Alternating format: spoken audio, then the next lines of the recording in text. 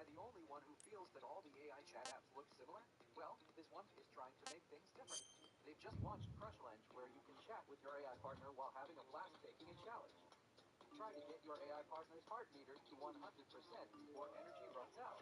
Just be careful. One wrong word and you might make...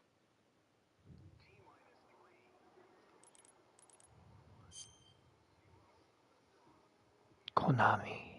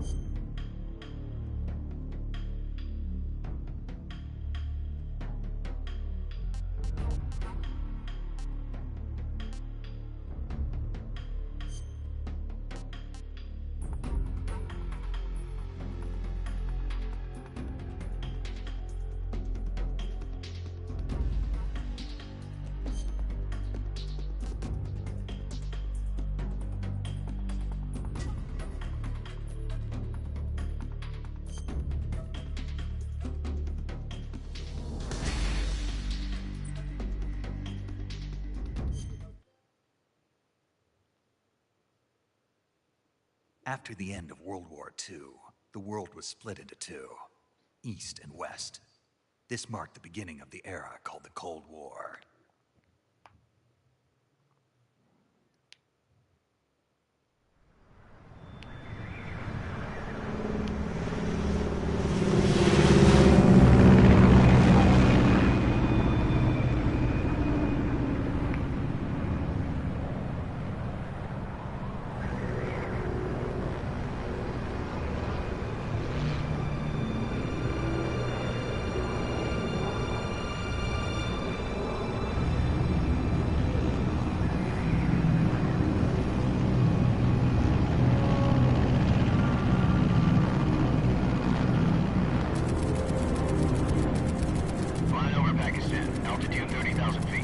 Approaching Soviet airspace.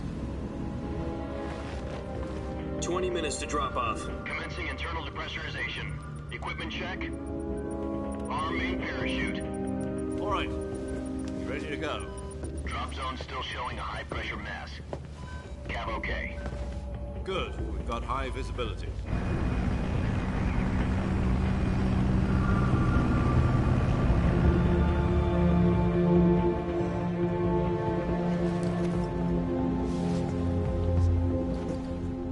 Cigar. Connecting oxygen hose to interior connector. Put on your mask.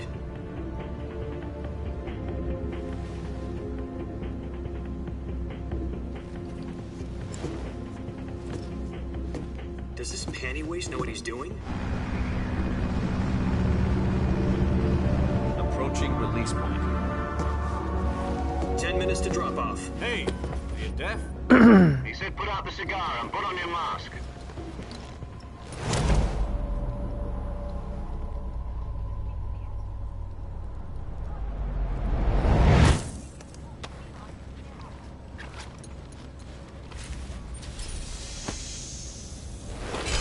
Depressurization complete. Checking oxygen supply. 6 minutes to drop off. Opening rear hatch.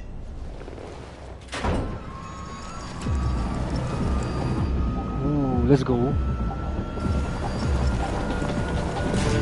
Sunrise.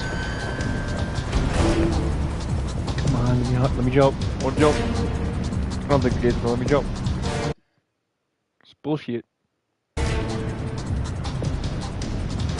External temperature minus 46 degrees Celsius. 2 minutes to drop off. Stand up.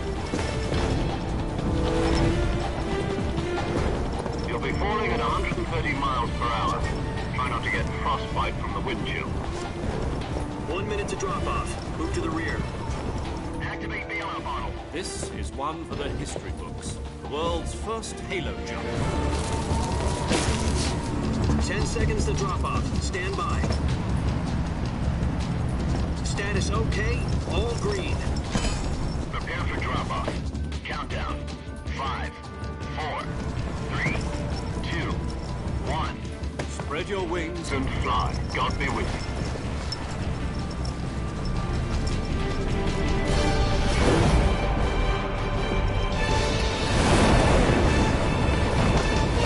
This is so cool. I don't even know if this is what happened in the old I haven't played it in the other fucking Metal Gear games except for 5. I have no idea what I'm getting myself into.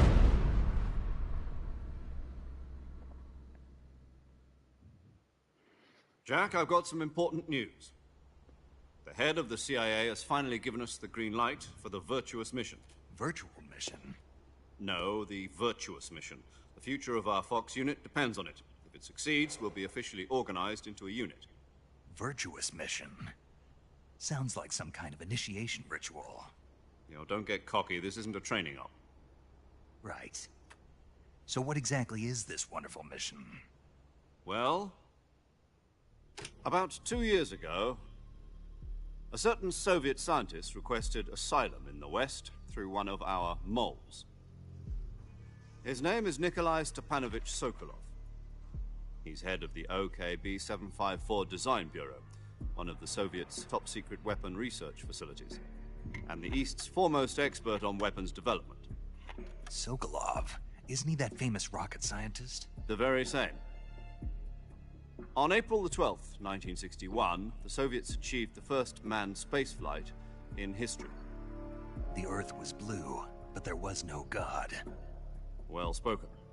The rocket that carried Yuri Gagarin to orbit was the A-1, known as the Vostok rocket. Sokolov is said to be the man most responsible for the multi-engine cluster used in that rocket. After Gagarin's flight, Sokolov left rocket development to become the head of the newly established Design Bureau. From a lowly technician to head of a design bureau, that's quite a success story, so why do you want to defect? It seems he'd become afraid of his own creations. Afraid? Call it a crisis of conscience. And for that, he left his country and his family behind and went over the fence? Not exactly. One of his conditions was that his family was also to be taken safely to the West. We used a mole to get the family out first, and succeeded in sneaking Sokolov over the Berlin Wall shortly afterwards. I was the one who conducted the operation. The security on the eastern side was still full of holes back then. Then what? We got Sokolov over in one piece, but the whole ordeal had left him exhausted, and we checked him into a hospital in West Berlin. It took him 2 weeks and more than 600 miles to get from the research facility in the Soviet Union to Berlin. He was in no condition to say anything coherent. And it was only a week later that we had something much bigger on our hands. The Cuban Missile Crisis.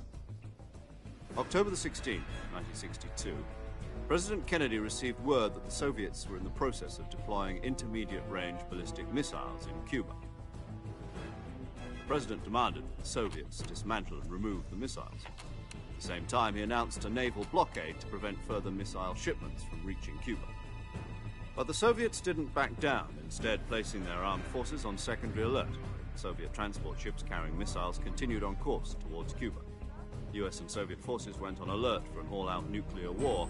Frantic negotiations were conducted through the UN's Emergency Security Council and unofficial channels to end the hair-trigger standoff. Finally, on October the 28th, the Soviet Union agreed to remove its missiles from Cuba, and so the world avoided a nuclear holocaust. But in order to get the Soviets to pull their missiles out, we had to make a deal. You mean the one where the US agreed to remove its IRBMs from Turkey? No. The Jupiter IRBMs deployed in Turkey were obsolete, and we were going to get rid of them anyway. They had no strategic value whatsoever to either the US or the Russians. The Turkey deal was a ruse, a cover story that was fed to the other intelligence agencies around the world. So what did the Russians really want? Sokolov. They wanted us to return Sokolov. You mean the Soviets pulled out of Cuba just to get their hands on Sokolov? That's right. What the hell was he working on? At the time, we had no idea. We were running out of time. It was either give up Sokolov or risk full-scale nuclear war. In the end, we had no choice. President Kennedy gave in to Khrushchev's demand. The next day, I got Sokolov out of the hospital, handing him over to agents on the eastern side. Sokolov kept on screaming, "Save me," until he disappeared from my sight. Then, a month ago, we received some new information from one of our moles. About Sokolov? Yes. He was taken back to the research facility and forced to continue working on the weapon in question under KGB supervision. What's more, it's on the verge of completion. So what kind of weapon is it? Something to do with space rockets? No, missiles. Same technology.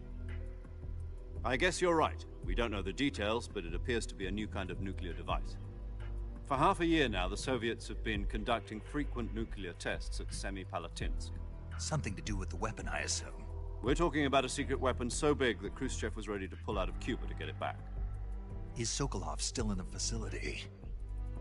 No. According to our intelligence, he's in Selinoyarsk, a place in the mountains about 3 miles to the west that's known as the Virgin Cliffs. The Virgin Cliffs. Nice name for a virtuous mission. They moved him there just recently. Why?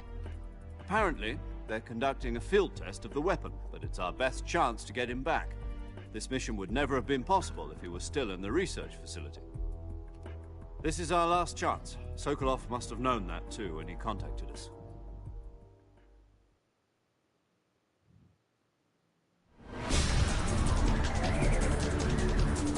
Let's go! Let me get into some fighting. I really hope that most of this runs the same as Metal Gear Solid 5 Phantom Pain. I loved that game so much.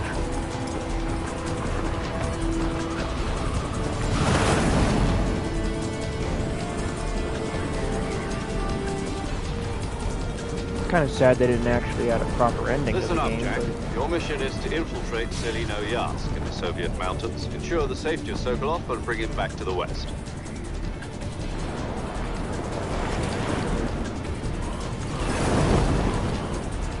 If we don't get Sokolov back before that weapon is complete, we'll be facing a major crisis.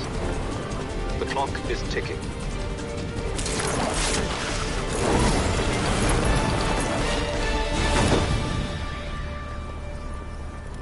Once we've confirmed the rescue of Sokolov, stand by at the recovery point. A recovery balloon will be dropped at that point. Helium will be pumped into the balloon to inflate it. The process takes about 20 minutes. Once it's complete, the gunship's arm will latch onto the balloon and pull it up. The Fulton surface-to-air recovery system. I'm familiar with the theory. Take it easy. It's been combat-proven. Do you think Sokolov is up to it? The shock will be less than during a parachute jump, and the arm can handle up to 500 pounds. So you're planning on going over the border in a single combat Talon? She's equipped with 2 6-barrel 20mm Vulcan cannons, as well as 2 40mm machine guns. Sounds like she could hold her own against a battalion of tanks. Even with the fuel in the reserve tank, we're facing a 4-hour time limit. If all goes well, it shouldn't take more than a few hours. Home in time for dinner. But if anything goes wrong, you'll be eating dinner, breakfast, and all the rest of your meals in the jungle.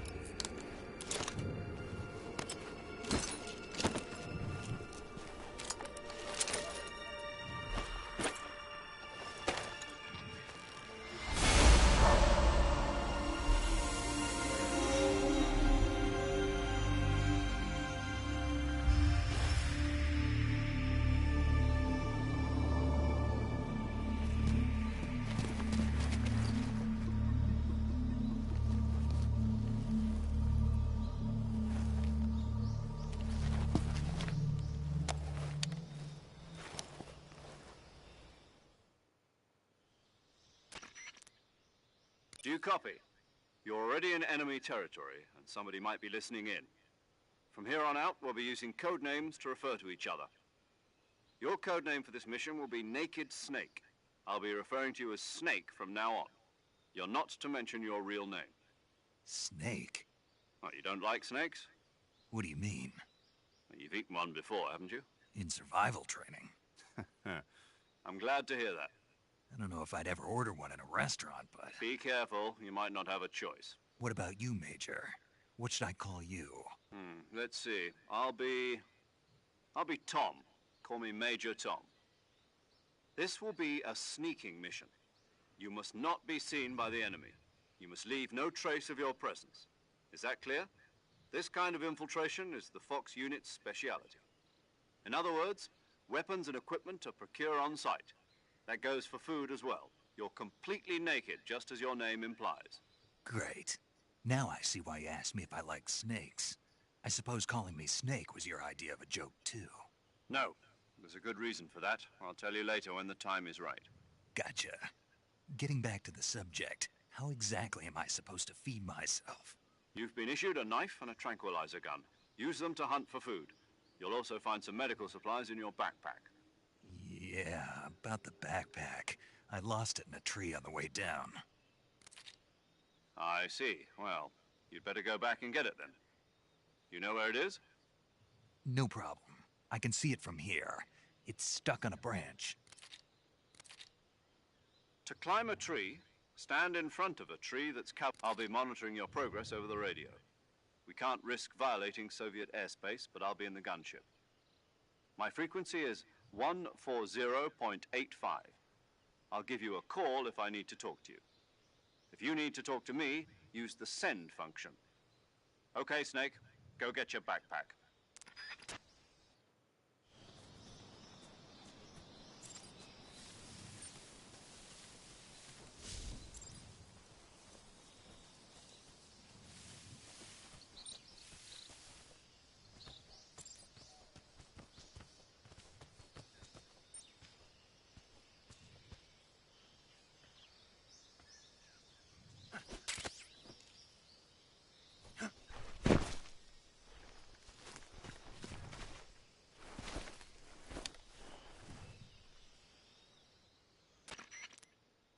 I see you've retrieved your backpack, Snake.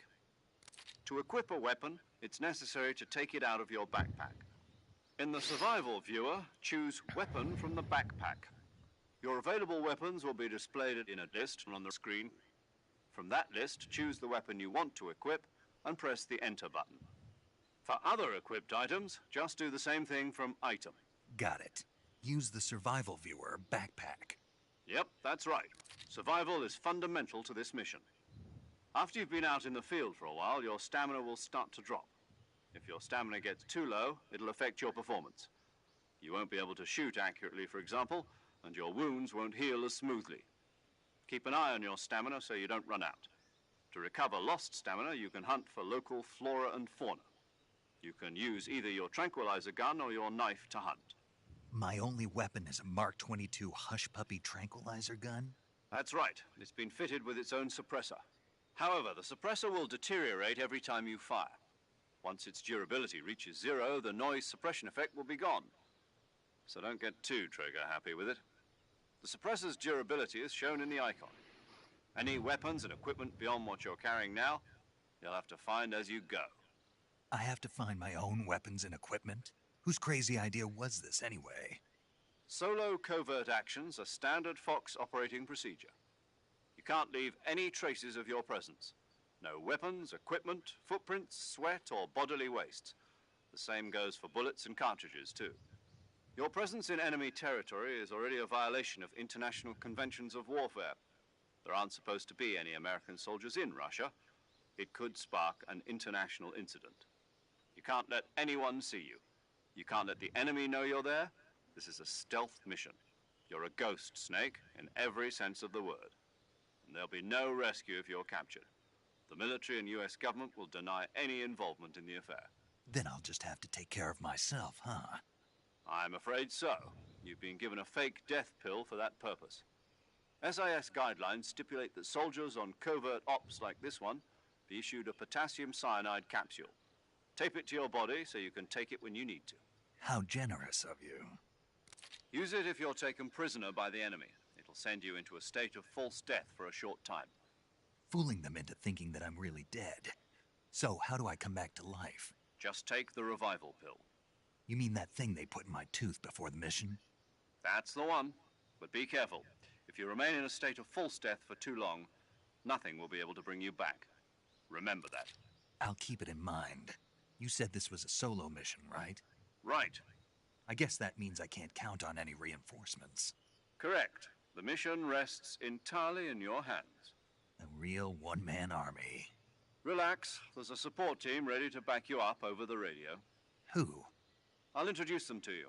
This time, survival is of utmost importance. The first member of the support team will be in charge of monitoring your physical condition, acting as a medic, so to speak, as well as recording your mission data. She's a member of Fox as well, and she's here on the gunship with me. She? Hello, Snake. I'm paramedic. Nice to meet you. Paramedic. As in a medic who comes in by parachute. Aren't you going to tell me your real name? Are you going to tell me yours, Mr. Snake? My name, huh? It's John Doe. And they call you Jack for short. You're a regular Captain Nemo.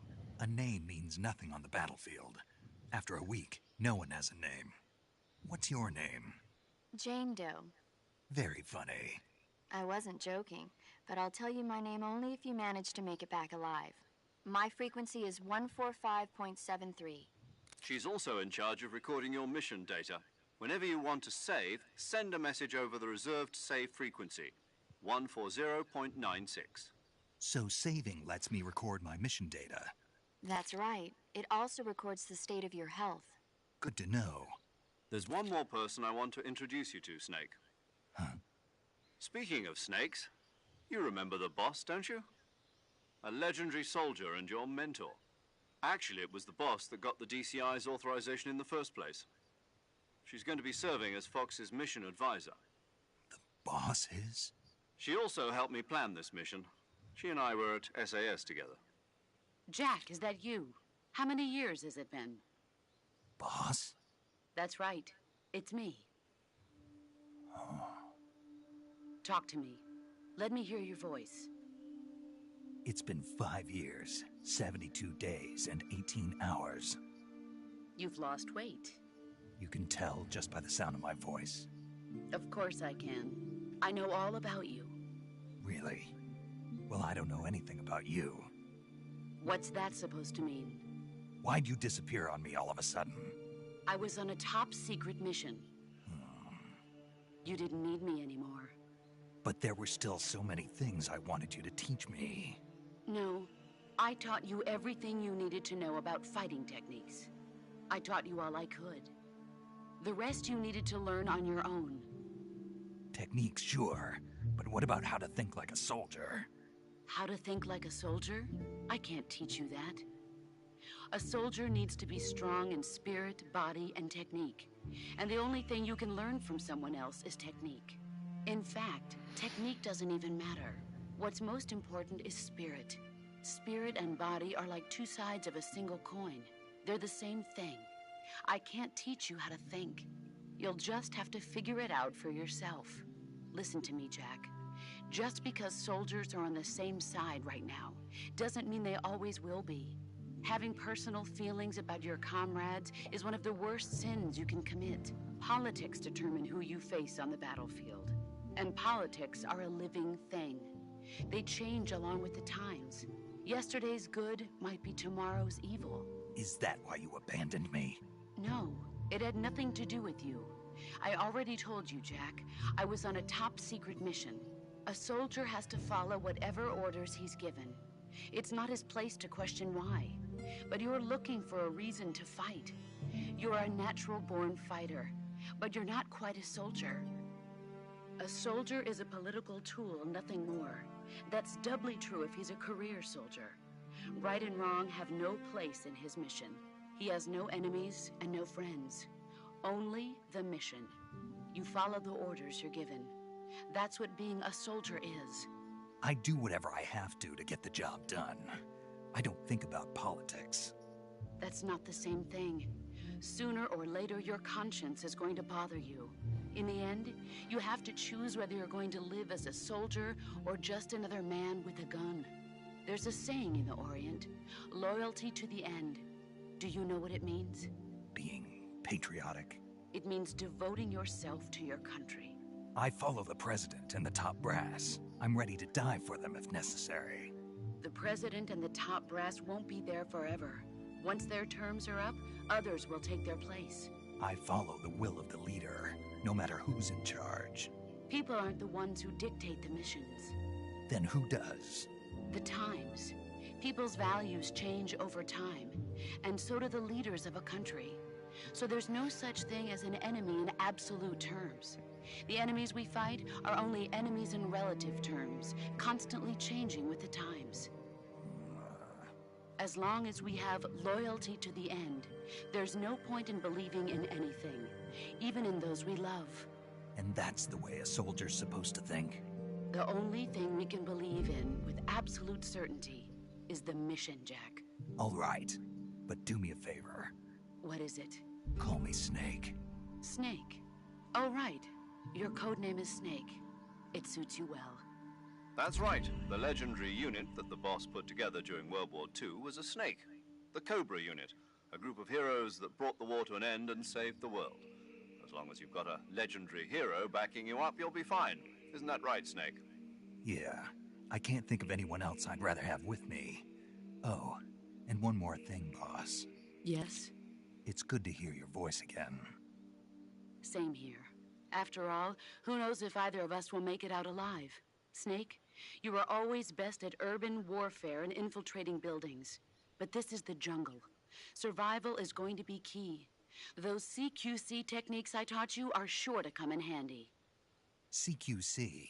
Close quarters combat, huh? I've been in the Green Berets for the past few years. I'm probably pretty rusty. Not to worry. I'll be here to help you remember. After all, this is your first actual survival mission. I'll be supporting you over the radio. Where are you, boss? Next to the Major? The boss is communicating with us by radio from aboard a Permit-class submarine in the Arctic Ocean. My frequency is 141.80. Call me if you need my advice on battle techniques. Gotcha. Your mission is to retrieve Dr. Sokolov.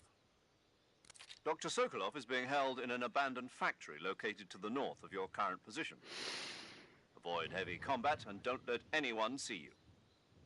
Don't forget that this is a stealth mission. Snake, try to remember some of the basics of CQC.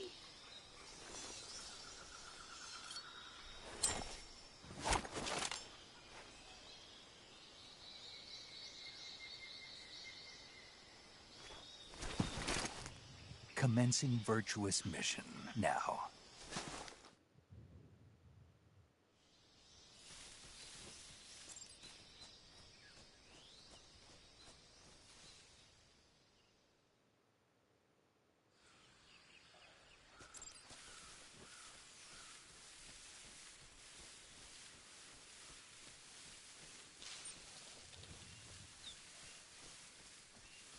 Yeah, I gotta say, I wish Metal Gear Solid Snake Eater actually had an ending, but so far this looks really, really cool.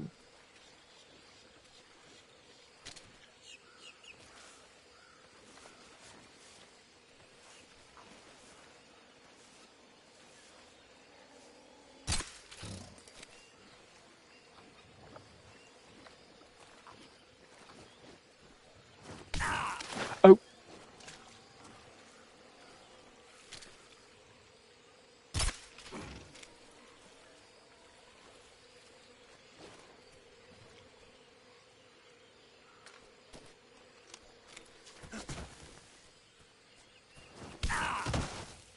Well, I don't know how to fucking do anything.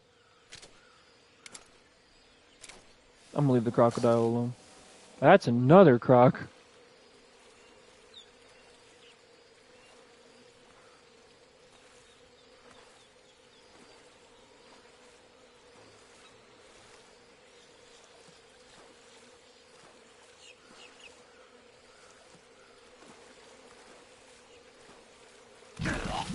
Seriously? Alright. So don't go walking through the water. Gotcha.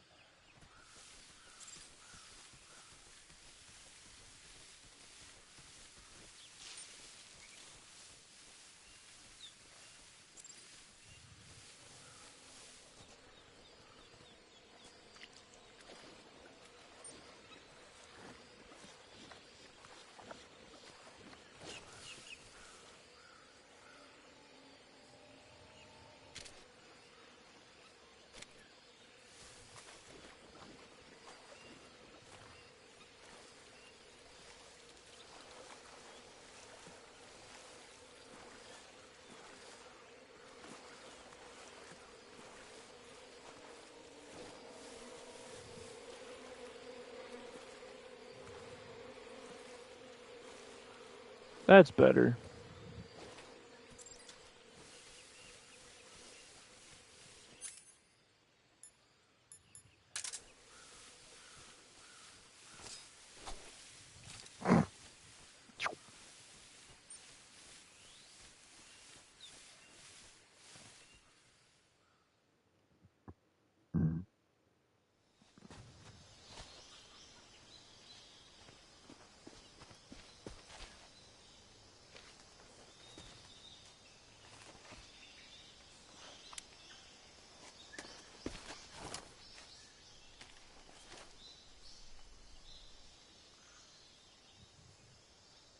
Major, I've spotted 2 enemy soldiers.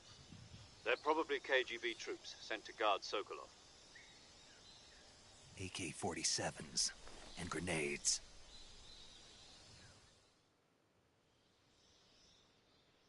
Snake, your presence in Soviet territory is already a violation of international law.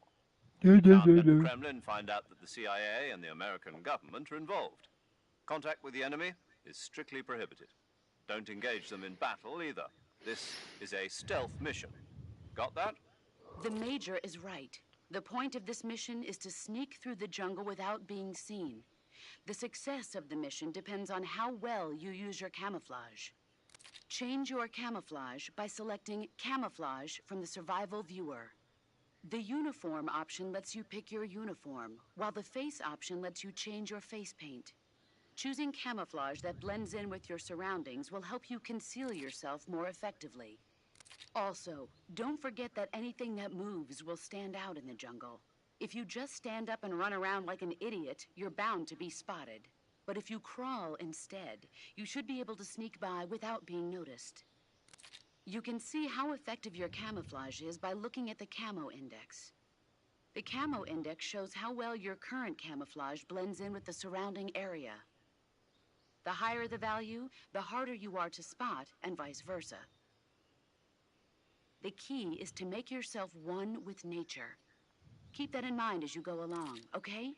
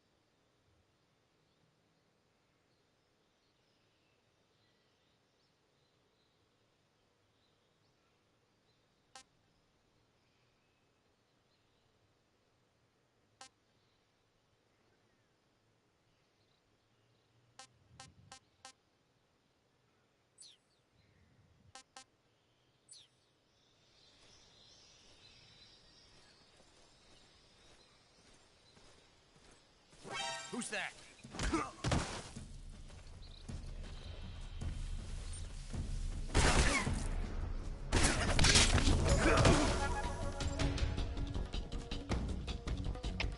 HQ, respond.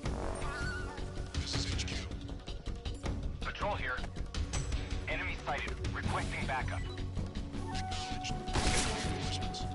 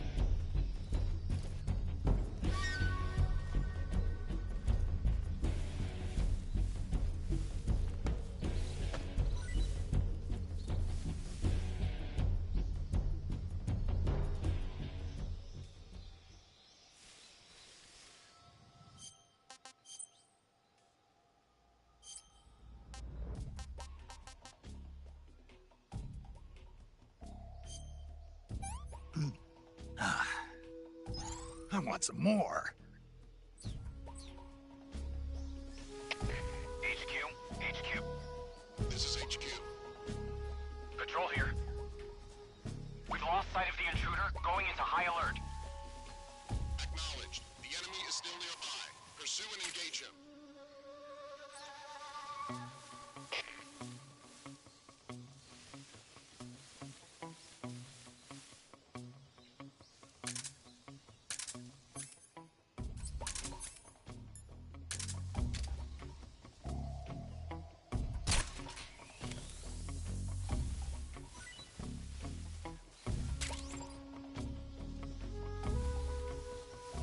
Can I keep it? Trophies!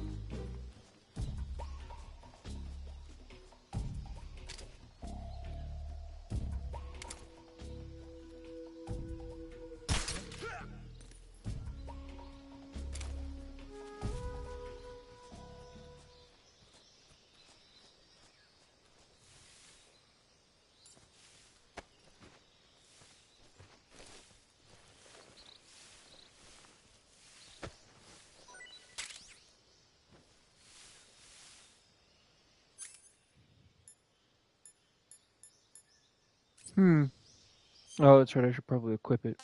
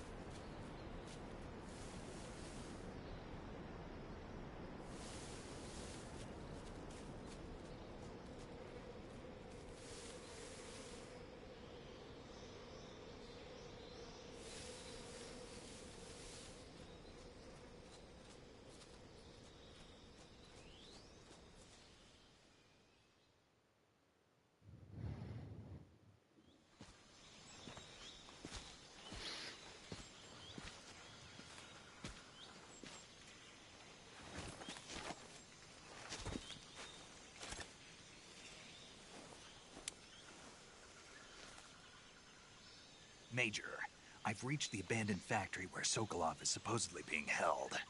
This place is a dump.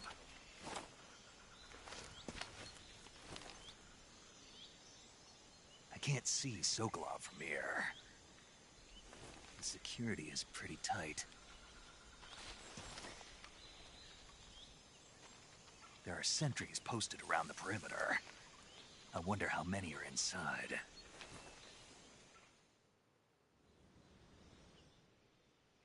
Your objective, Sokolov, is inside the factory. They should be holding him in a room in the northeast section. Northeast section.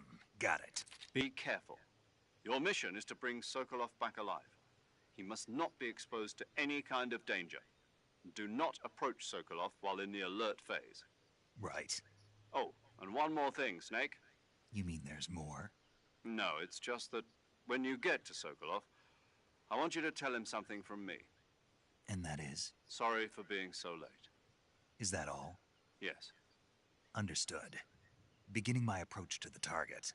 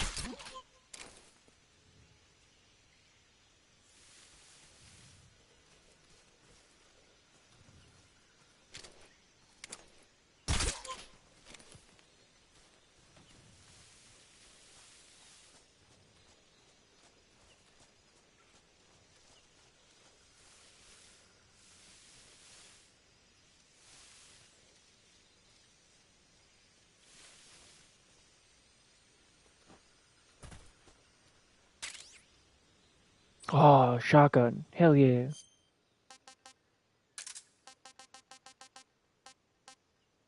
I got part of the hornet's nest.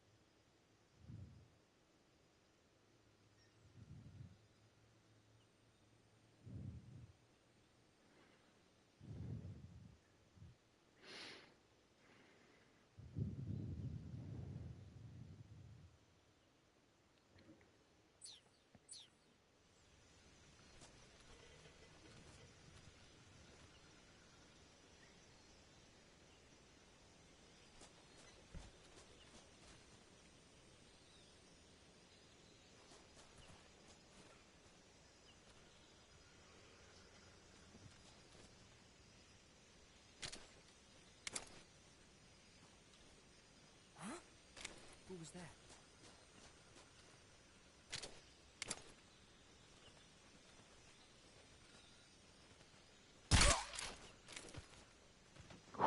Okay.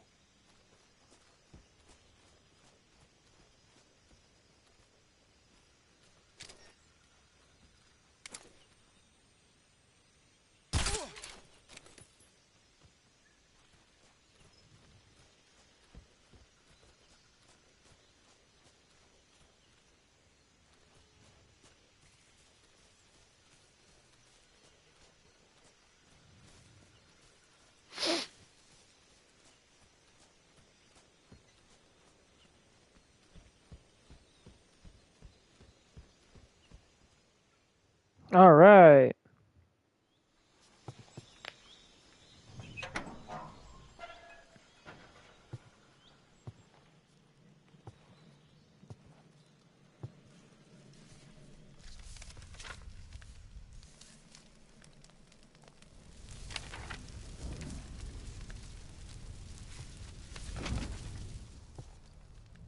You must be Sokolov.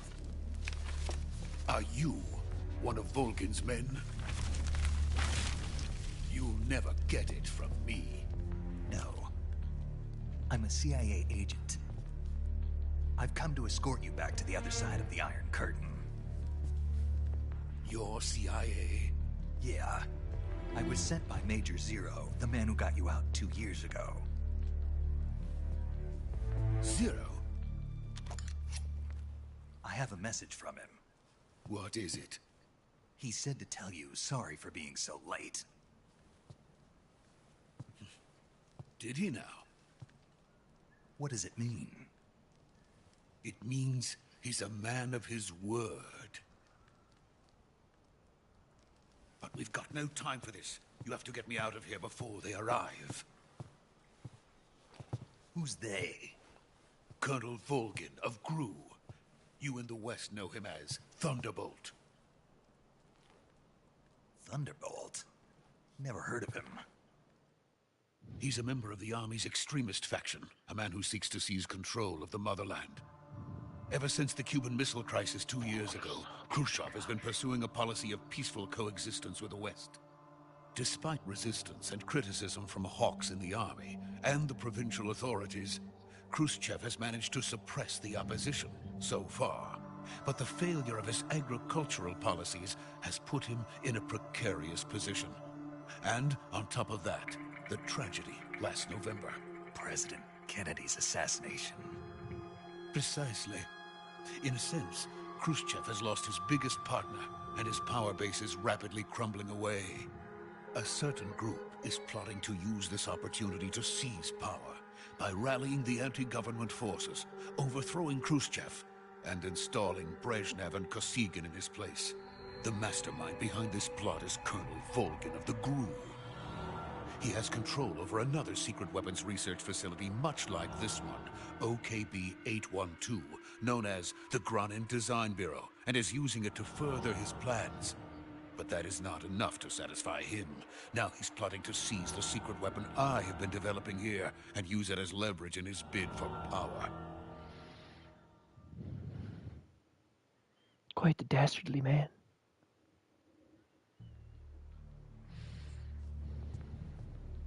The intelligence says that they are going to make their move during the test. Then, the soldiers outside. Exactly. They wouldn't need that many men just to keep me inside. Their orders were to prevent Colonel Volgin from capturing me. Even if it meant killing me in the process, or so it would seem.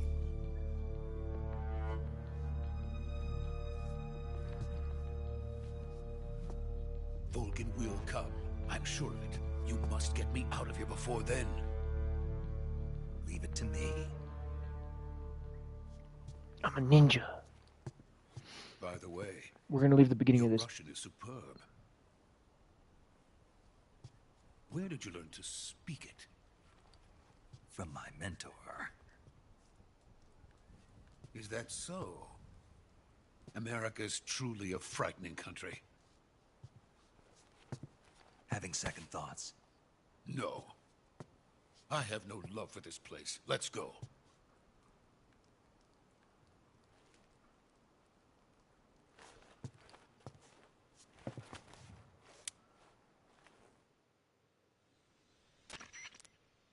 Major, this is Snake.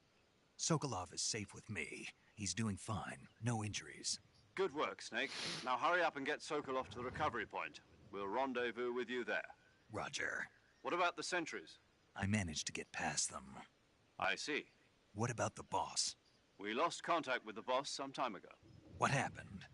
It's probably just a weak signal. Just hurry and get Sokolov out of there.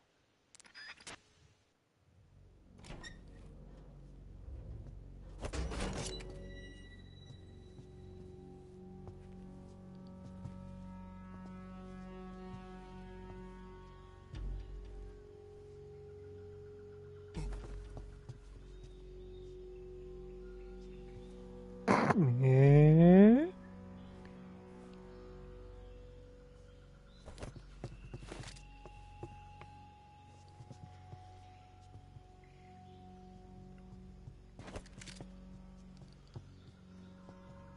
See, what is he doing? Oh my god, now it looks like he's fucking imitating anime.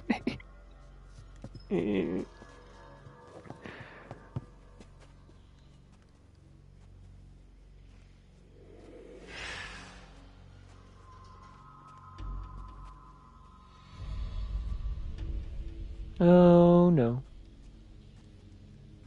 Freeze!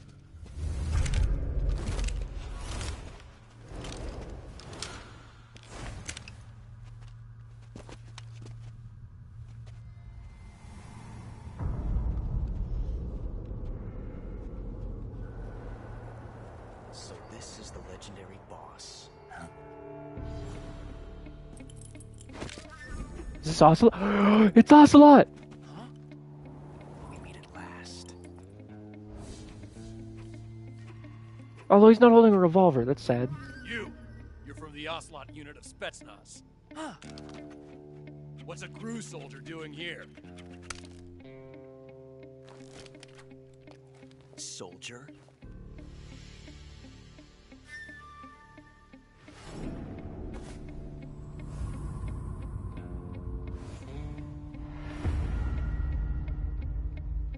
He looks He's younger. the Ocelot commander. That's Major Ocelot to you. Don't you forget it. Oh my god, cringe.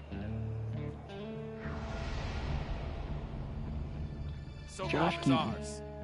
Now get out of here. And Ocelot never lets his prey escape. What?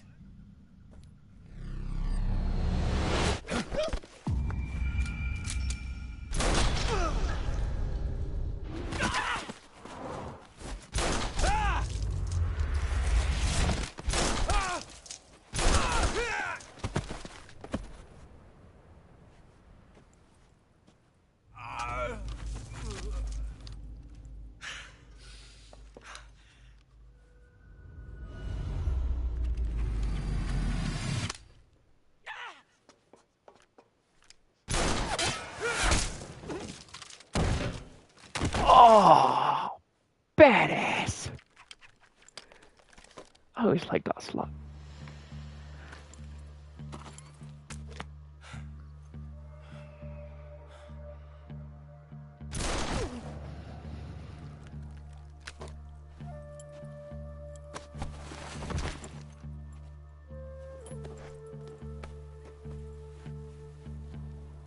I can't say it feels good to kill a comrade, even if it is for the GRU. Sokolov, take cover. Oh no. Huh.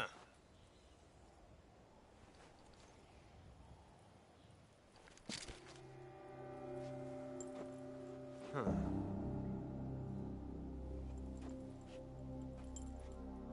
You're not the boss, are you?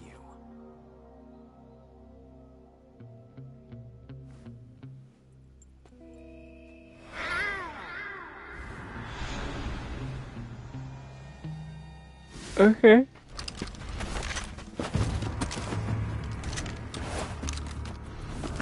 Oh, great. Crew operatives! What is that stance? Huh. That gun.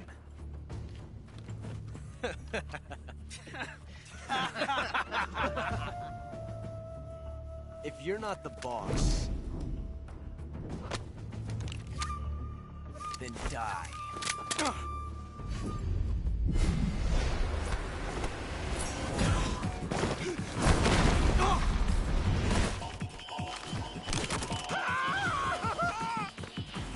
Major! Leave it! Shoot the other one!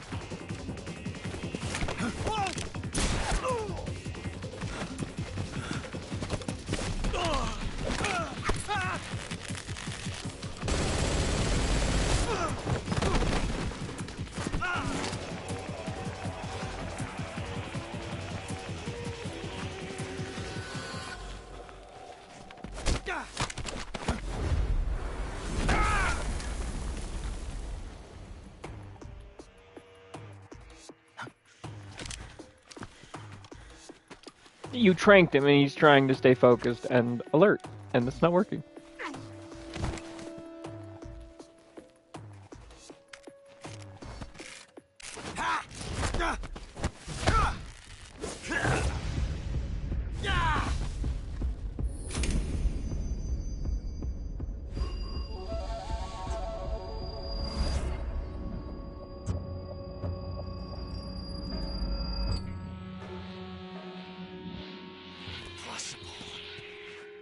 You ejected the first bullet by hand, didn't you? I see what you were trying to do. But testing a technique you've only heard about in the middle of battle wasn't very smart. You were asking to have your gun jam on you. Besides, I don't think you're cut out for an automatic in the first place. You tend to twist your elbow to absorb the recoil. That's more of a revolver technique. You filthy American dog!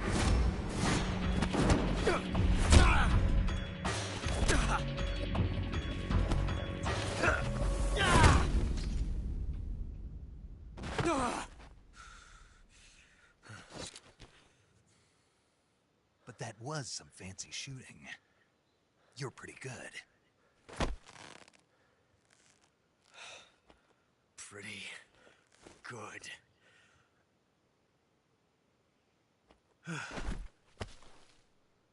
Now he's out cold. Time for me to go find Sokolov.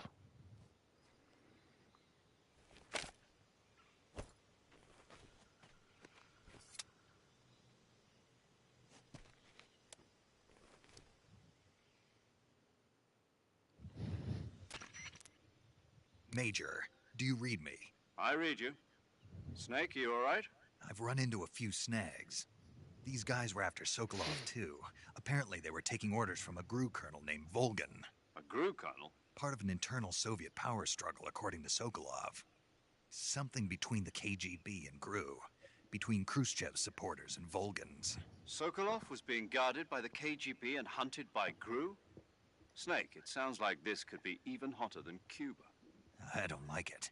Something about the whole thing stinks. I agree. You'd better hurry. Sokolov ran off by himself, but I'll catch up to him. We're counting on you.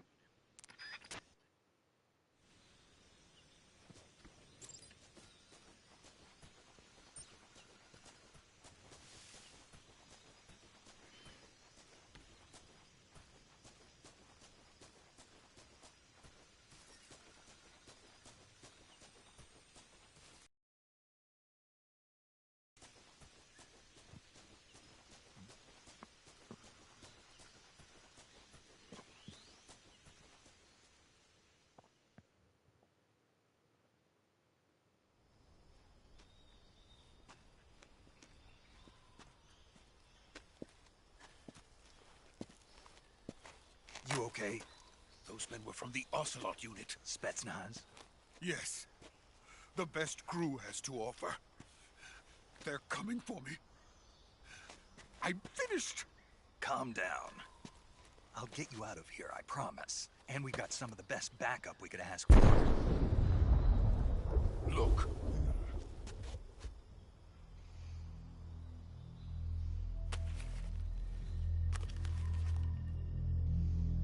That's what they were making you build. Yes, the Shagohod. The treading behemoth. A tank capable of launching nuclear IRBMs. It can launch nuclear missiles from that kind of terrain? Oh yes. And without support from friendly units. A nuclear-equipped tank capable of operating solo.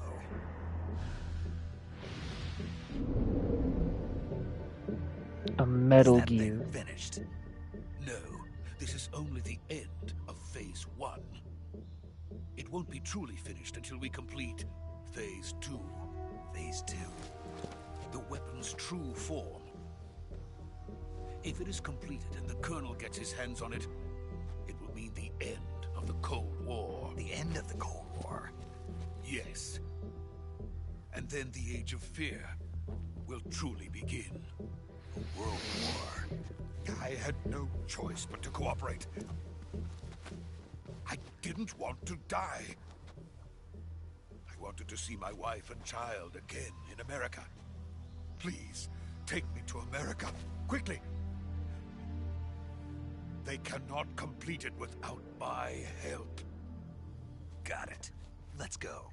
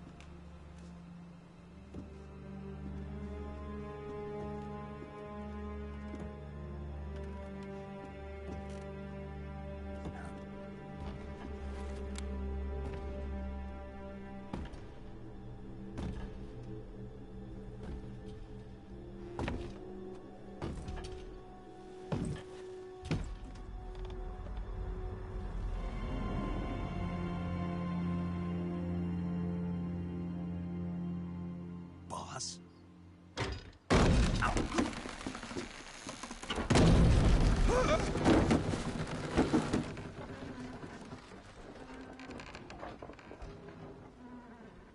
Good work, Jack. What are you doing here? Sokolov comes with me.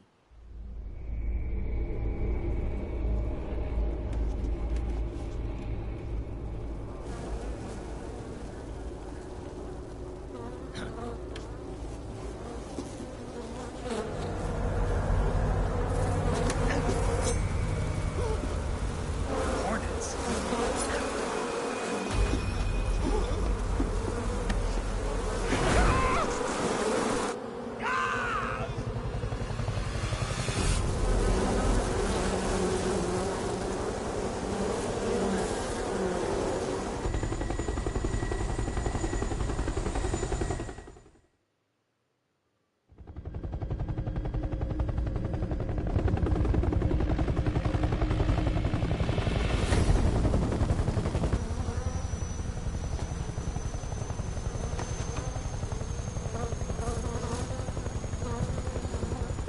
My friends, let us fight together again. I have waited long for this day. We will fight with you once more. Welcome back, boss. Now that all 5 of us are together, it's time we go to the depths of hell itself. Oh no. It's raining blood. Is he crying?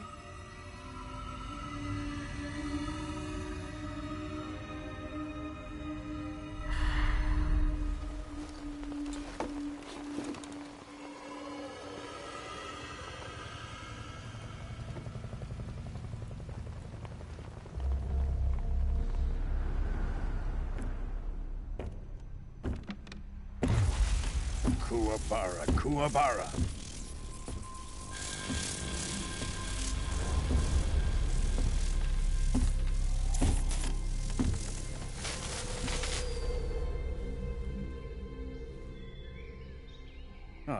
joyful scene.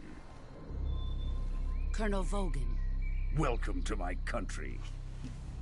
And to my unit.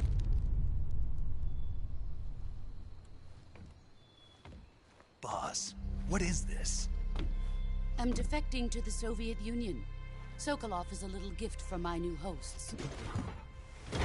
Recoilless nuclear warheads.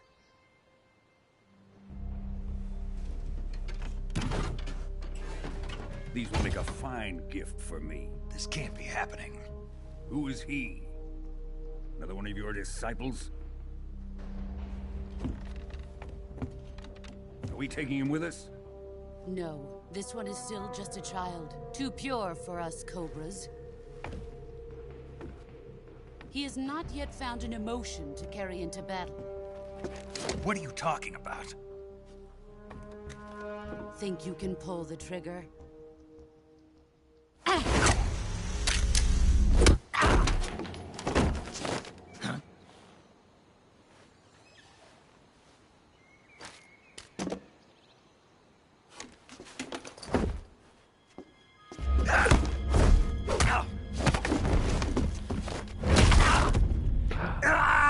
Oh, ouchie. He's seen my face. We can't let him live.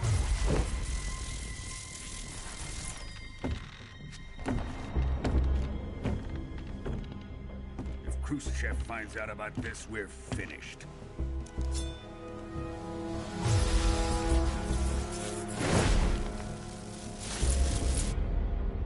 He must die.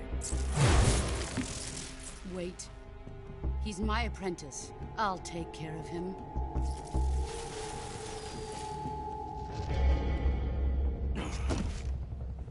Jack, you can't come with us.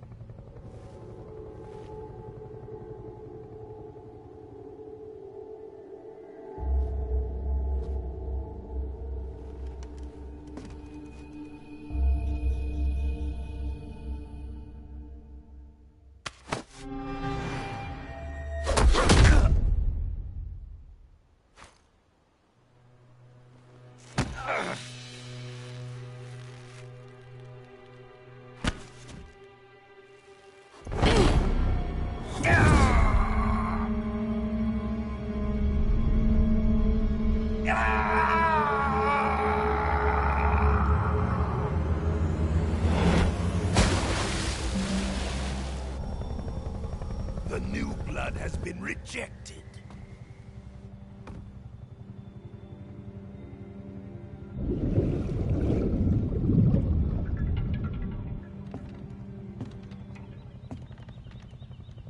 Are we done here? Now, onto Sokolov's research facility.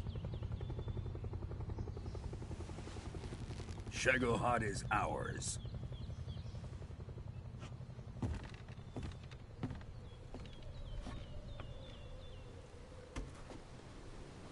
No, you don't get to feel bad for me. I'm gonna kick your ass. My place is with them now.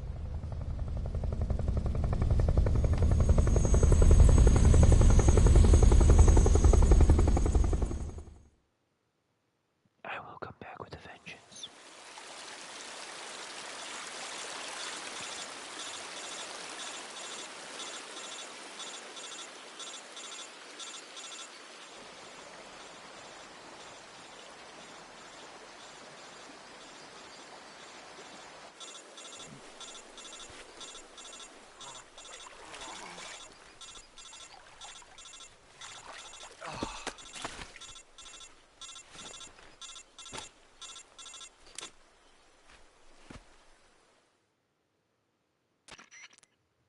Snake, can you hear me?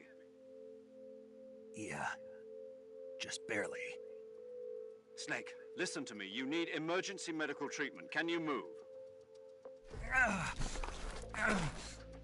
You've got to get those wounds treated. Hang in there. All right, let's get you fixed up. Paramedic? Okay, Snake. Just relax and it'll all be over before you know it. Stay with me. I've seen people in worse shape before. Think you can handle it? Major. The boss. She's defected. We'll talk about that later. First, we've got to get you patched up. Okay, here we go.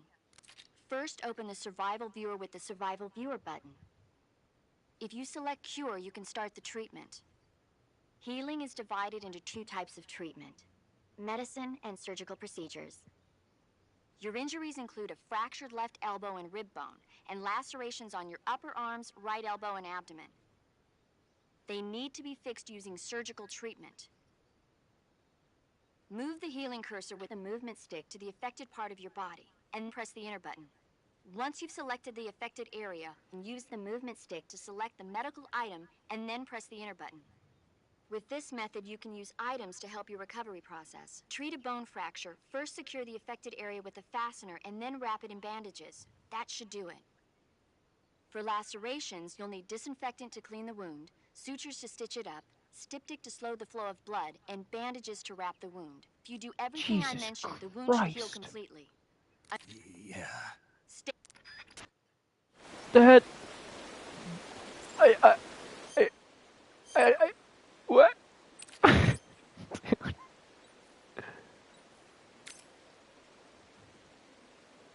Okay, this is a cut. It was disinfectant.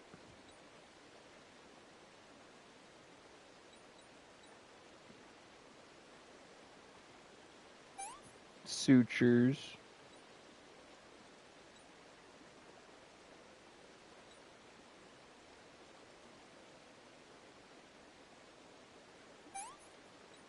And then bandage.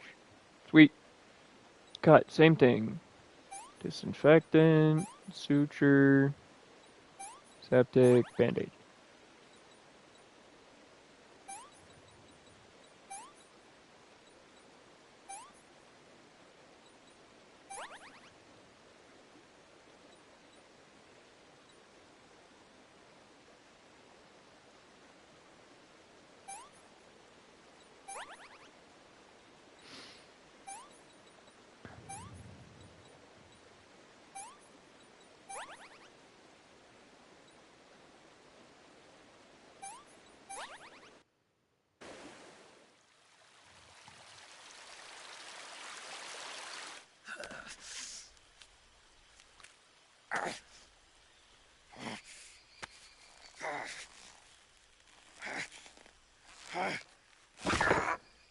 Ooh.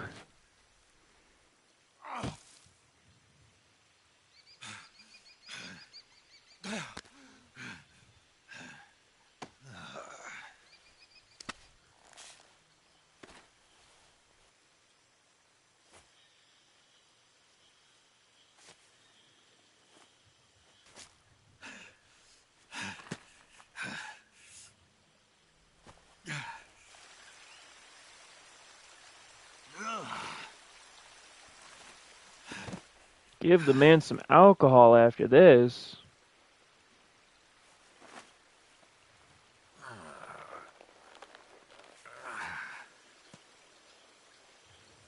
Good job, Snake.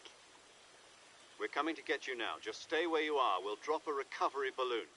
Can you set it up?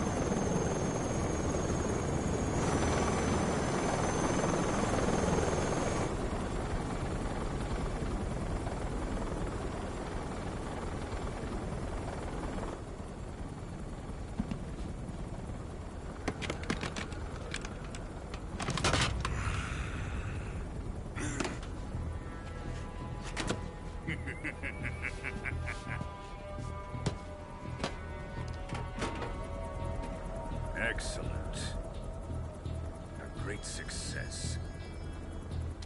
Thanks to the boss and her cobras, I have both Sokolov and the Shagohod.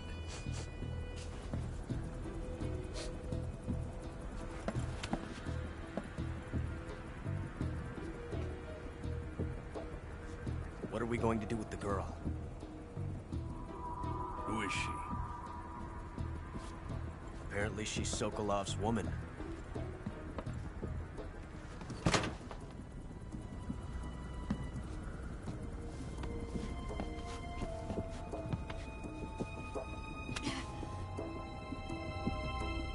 She's a nice catch. I'll take her.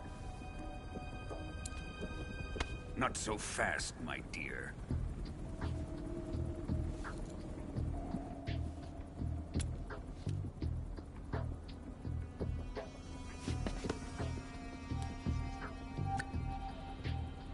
A kiss of death.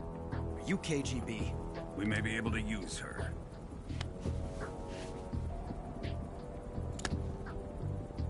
She has spunk.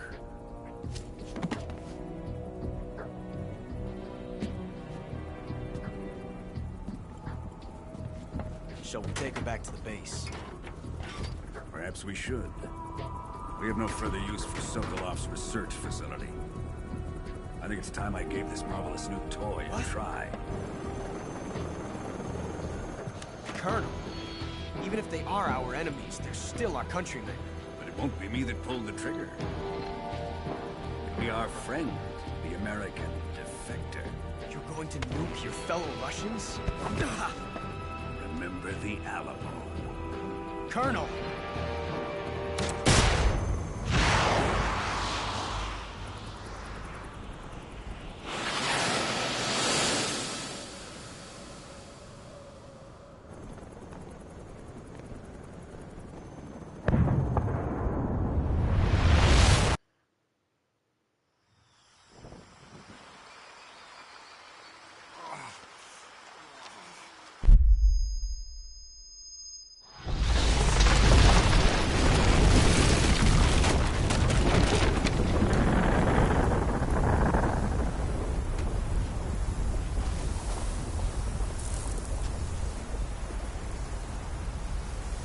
Sometimes I wonder if Snake himself was actually, well, besides the fact that he's a clone of someone, he's a clone of the first Snake from the very first game. I wonder if he was ever actually genetically modified to have, like, specific superpowers and stuff. That's a question for the ages. At least in my opinion. I've been on for an hour. Holy shit.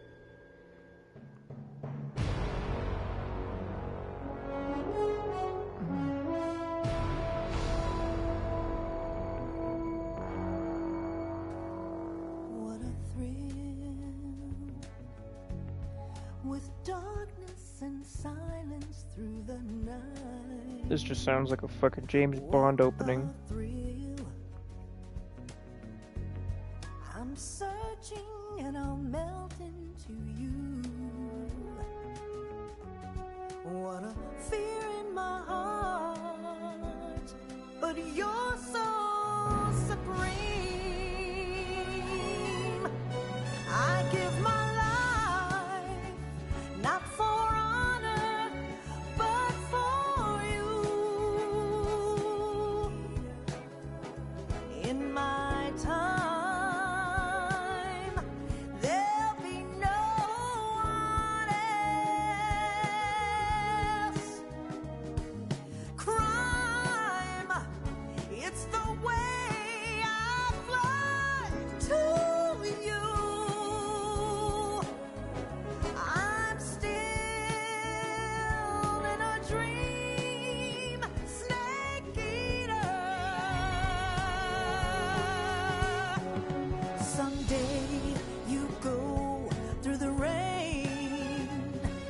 Someday you'll feed on a tree frog. This ordeal, the trial to survive. For the day we see new light.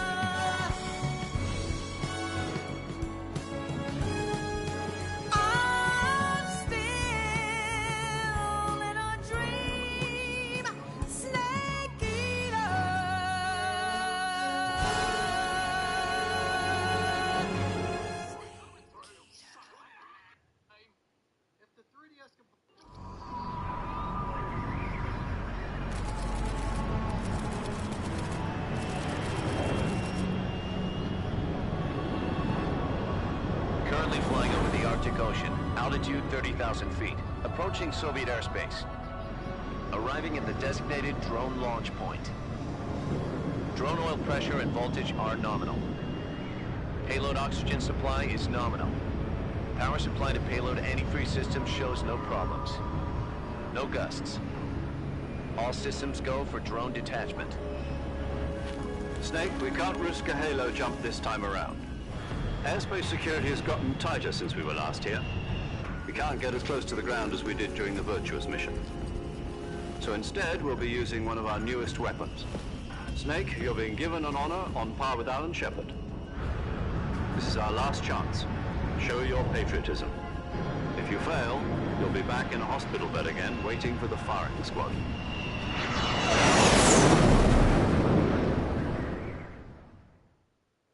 So how does it feel to be a patient in one of the most advanced ICUs in the world? Would you do me a favor and tell the suits about visiting hours? I'll never get better with them assaulting me day and night with their questions. Must be part of the top brass's inquiry. More like an interrogation. According to them, I'm a traitor and an accomplice to the boss's defection. They're just looking for a scapegoat. Does that mean they're after you, too? Let's just say neither one of us is going to be made a national hero out of this. Does this mean Fox is going to die? No. This Fox is still one step ahead of the Hounds. The reason I came to see you today... Jack, it's time for Fox to clear its name. What are you talking about? The situation has changed. We've still got a chance to come out of this one alive. Yeah, what kind of chance? Don't get too excited. Here, have a cigar. It's Cuban.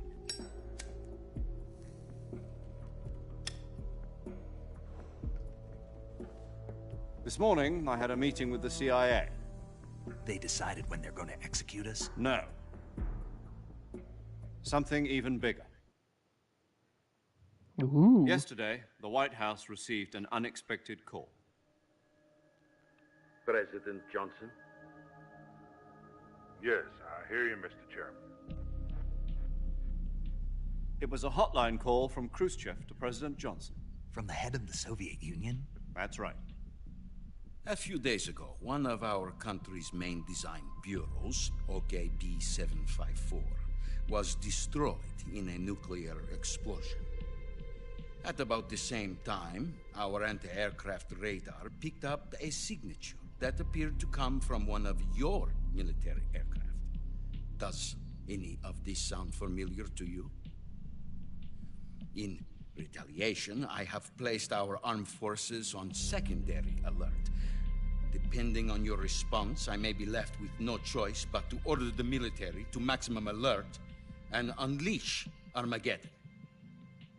With the help of your predecessor, I was able to survive the Cuban incident. But my power is not as great as it once was. If I am to survive this crisis, I must have your full cooperation. I should have contacted you myself. Did you know that one of our soldiers defected to your country a week ago? No. So you haven't heard then? The man who arranged the defection was a GRU colonel by the name of Yevgeny Borisovich Volgin. Volgin? Of the Brezhnev faction. Go on. Who is the soldier?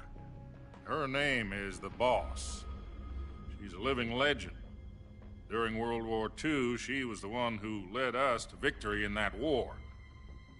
In Russia, you know her as Voyevoda. You mean the Boss? The mother of your special forces? Yes, that's the one. And she took 2 miniature nuclear shells along with her. The Boss took 2 miniature nuclear shells? I'm afraid so. I believe they were a gift for her new hosts.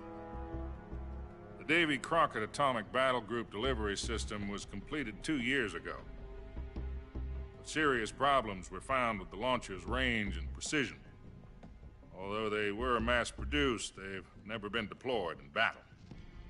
But Sokolov's research facility was completely wiped out. The whole area is polluted. I can only offer you my deepest condolences over this terrible tragedy.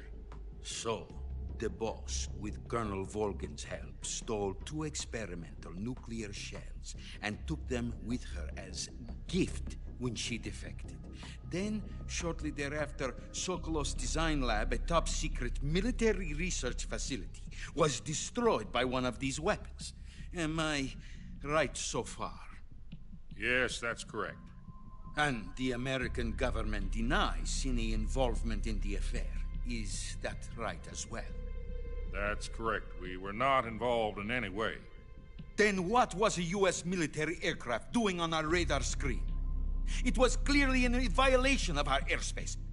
And yet you say it was not acting under your orders. That's correct. You expect me to believe that this was all the work of a single soldier? I don't know what else to tell you. The army insists that this is all a ploy on your part.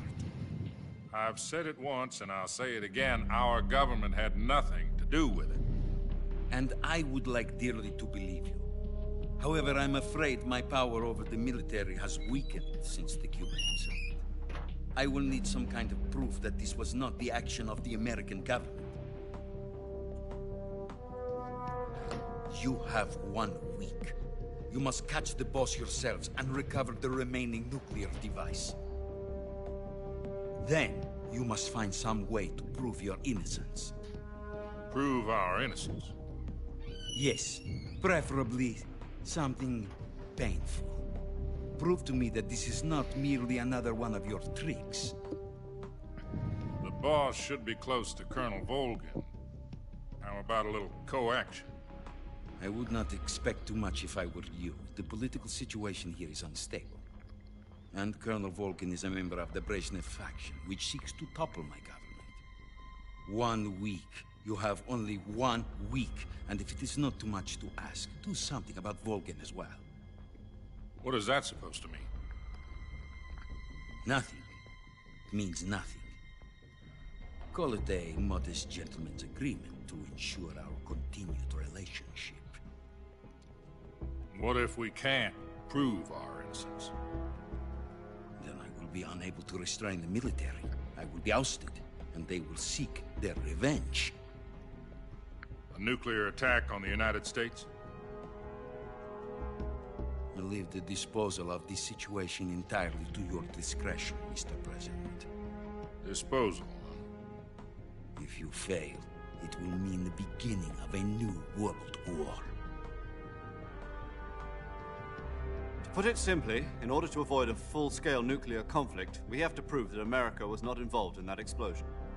And eliminating the boss ourselves will prove America's innocence? Right. The higher-ups have decided that you're the only one capable of pulling this off. You were her last apprentice. Screw this one up, and we'll both be 6 feet under. There's no choice.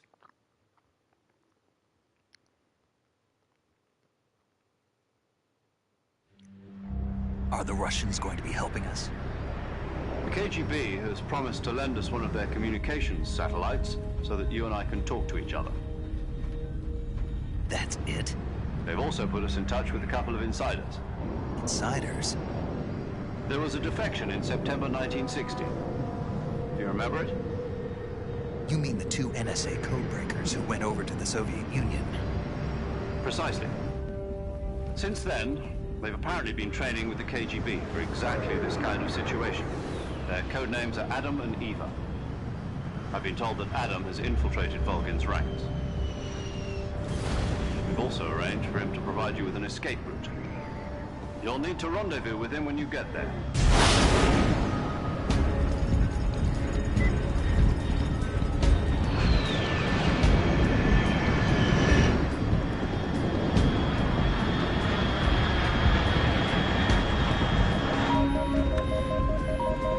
Control.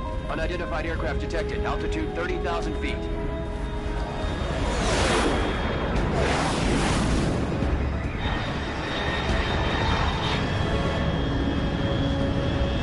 It's fast. Estimated airspeed exceeding Mach 3. Bearing south. I'm about to lose it.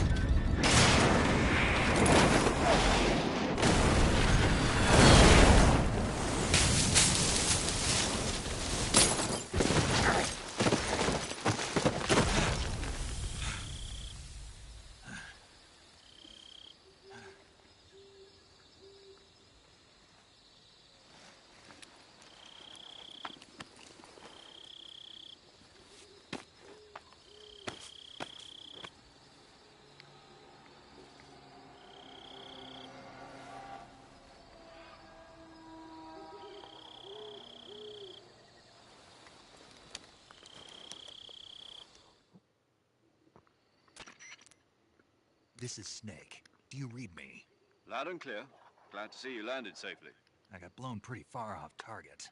Snake, let's go over your mission objectives one more time. Rescue Sokolov. Find out what's happened to the Shagohod, then destroy it. And finally, eliminate the boss. Eliminate the boss? This mission will be codenamed Operation Snake Eater. Because I'll be taking on the boss in our Cobra unit, right? Don't forget about Colonel Volgin. I'm not a hired killer. I know, but that was the Kremlin's demand. Demand? You mean it wasn't just a request? What's it to us if the Khrushchev regime is threatened by the Colonel and his faction? If supporting the current regime helps us avoid a nuclear exchange, then that's what we'll do. And what are the CIA's demands? Our priorities are the rescue of Sokolov and the destruction of the Shagohod. Roger that, Major Tom. Hold on, Snake. What now? I'm changing my codename. It turns out Tom wasn't the most auspicious choice. What do you mean? Well, the truth is, when I chose my codename, I picked the wrong one. The wrong one? Did you ever see the movie The Great Escape? It came out last year. Oh, must have missed that one. Anyway, it's based on a true story about prisoners who escaped from a POW camp in Nazi Germany. The prisoners dig 3 tunnels as part of their plan, but the Nazis find 2 of the tunnels before they're finished. The prisoners succeed in escaping by using the last remaining tunnel. The names of those 3 tunnels were Dick, Harry, and Tom. I get it. You used the name of the tunnel they escaped in as your code name because you thought it would bring you good luck. Yes, that's exactly right. At least, that was the plan. But I got the name wrong. The one they escaped in was Harry. Tom was one of the unlucky tunnels. It was discovered by the Nazis before it was finished. I watched the movie again just to make sure. In fact, I even ordered the actual film from the movie company. yeah, it doesn't sound like the greatest name to use. So what should I call you? You know, let's just use Zero, like we've been doing all along. All right then. Major Zero it is. We'll start over from square one. From square 0. My frequency is 140.85. Oh, I almost forgot. Paramedic is with us again on this mission. Is this her last chance too? If we fail, she'll have her medical license revoked. It's more or less the same kind of fate. Her frequency is the same as during the Virtuous mission, 145.73. She'll be recording your mission data as well, just like the last time. That frequency is also the same. And there's one more person on your support team. His name is Mr. Sigint. He's an expert on the latest in weapons and equipment technology. You'll be going up against some of the world's most advanced weaponry when you infiltrate the research facility. If you have any questions, just ask him. His frequency is 14. Mr. Sigint. Adam, your KGB contact, is waiting for you at the abandoned factory up ahead. The same factory Sokolov was being held in last week. Yes, meet up with Adam first. How will I know this Adam guy when I see him? You'll know once you reach the factory. The password is, who are the Patriots? And Lali Lulelo. Lali Lulelo. Gotcha. You've been equipped. I thought the circumstances would be, but remember, Snake? Understood. Commencing Operation Snake Eater. Yeah.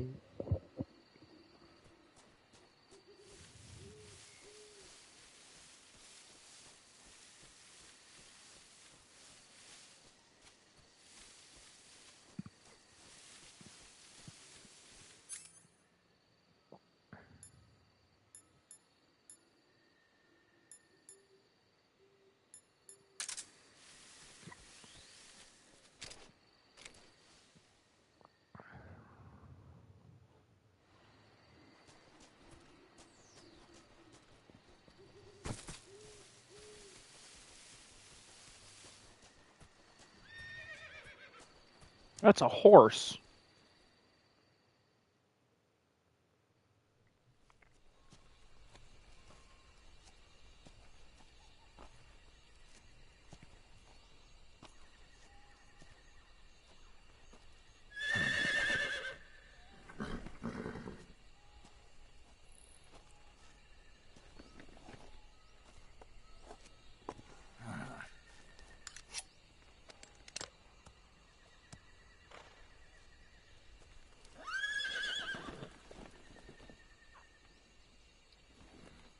Looks like death wasn't ready for you yet.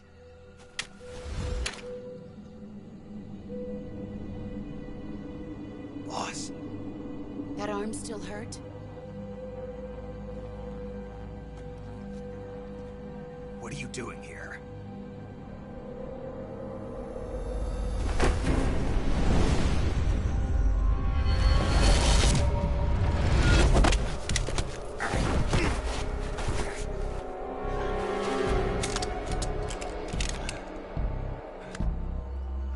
Go home.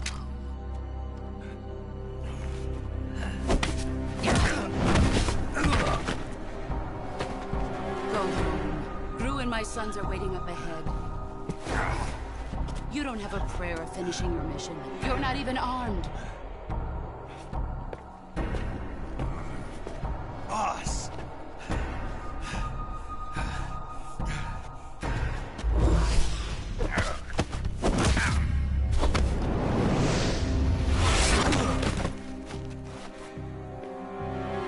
I'm not your boss anymore. There's nothing for you here. Go home. Go back to your boss. There's no need to prove that you are virtuous here. This isn't America.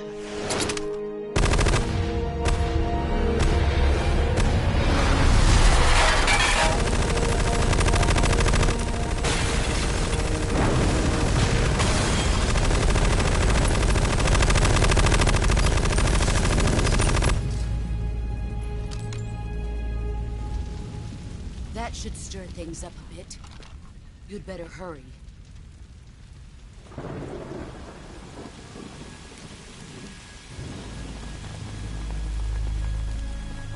The border is 60 miles south of here.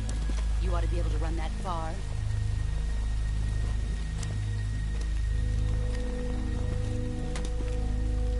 Why'd you defect? I didn't. I'm loyal to the end, to my purpose. What about you, Jack? What's it going to be? Loyalty to your country or loyalty to me? Your country or your old mentor? The mission or your beliefs? Your duty to your unit or your personal feelings?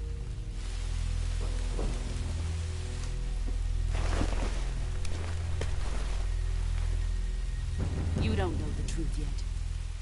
But sooner or later, you'll have to choose. I don't expect you to forgive me.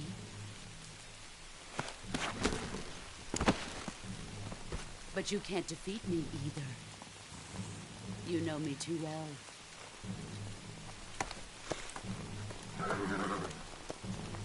Just look at that bandana. If you can't put the past behind you, you won't survive long.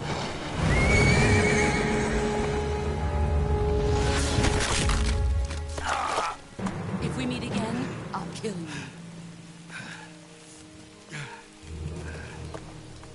Now, go home.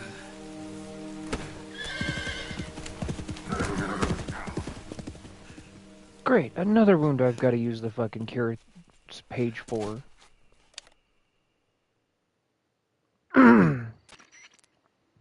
This is Snake. Major Zero. I read you, Snake. I was ambushed by the boss. You were what? The drone's been shot to hell. It's up in flames. That's not good. Enemy scouts are going to come looking for you. Yeah, I know. But what was the boss doing here in the first place? There's got to be a leak somewhere. No, that's impossible. The man the boss is working with, Volgin, isn't exactly on speaking terms with Khrushchev. I lost my gun. The boss destroyed it. Snake, I know how you're feeling. It's hard for me to believe, too, that a legendary hero like the boss would go over to the Russians. That she'd double-cross us like this. But that's how it is, and if you don't accept it, you'll never be able to beat her. That's not the problem. In terms of sheer technique, I'll never be able to beat her. I know that all too well. You've got to do it, Snake. She's your enemy and your objective. Enemy? We were together for 10 years, and now you tell me she's my enemy? Enough. Hurry to the factory where Adam is waiting. Scouts have probably already been sent out to investigate the explosion. You've lost your weapon, right? That means you've got no chance of winning in a battle situation. Whatever you do, don't let them see you.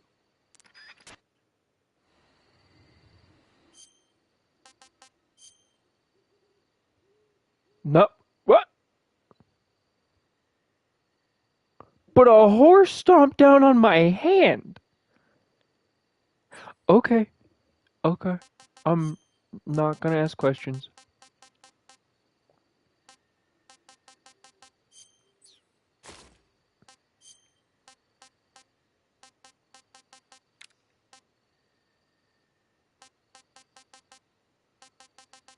Oh, the masks.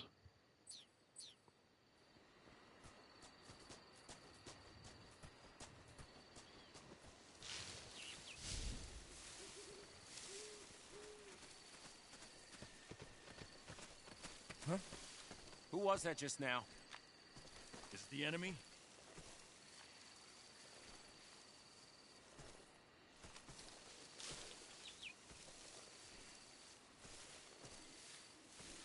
Who's that? Oh my god, really?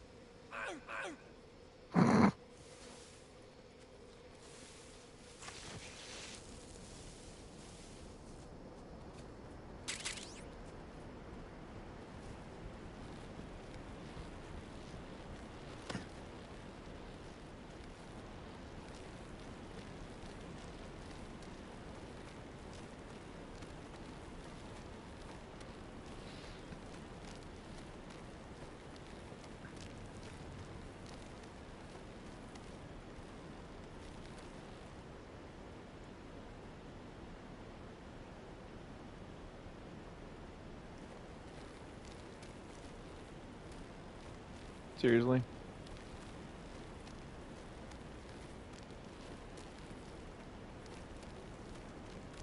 Oh, there's stuff down there. Shit.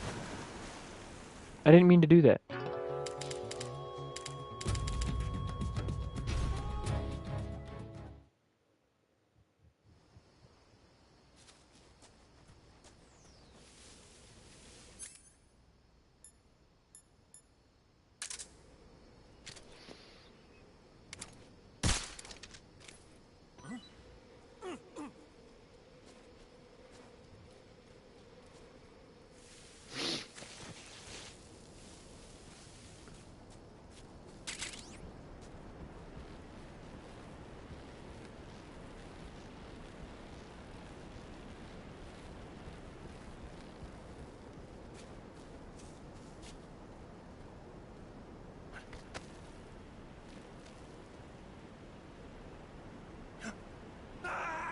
Really?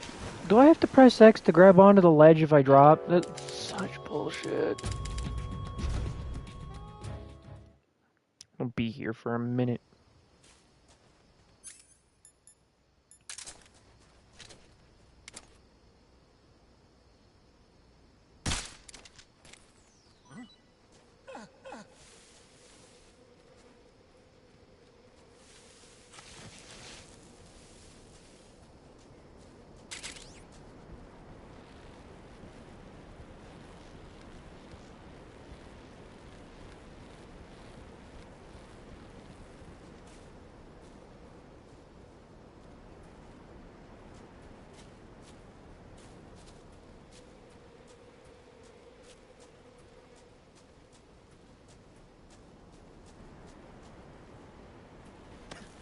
Ooh, okay.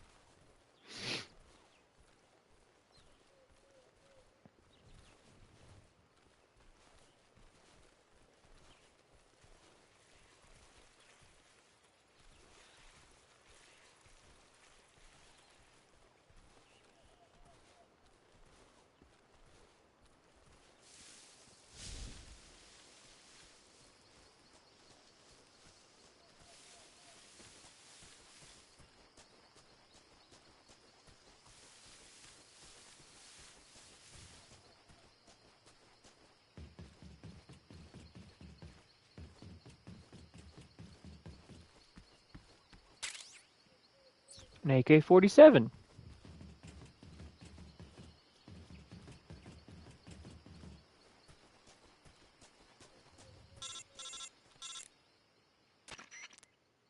Why don't you give the room to the northeast where you met Sokolov another try? Adam might be there this time.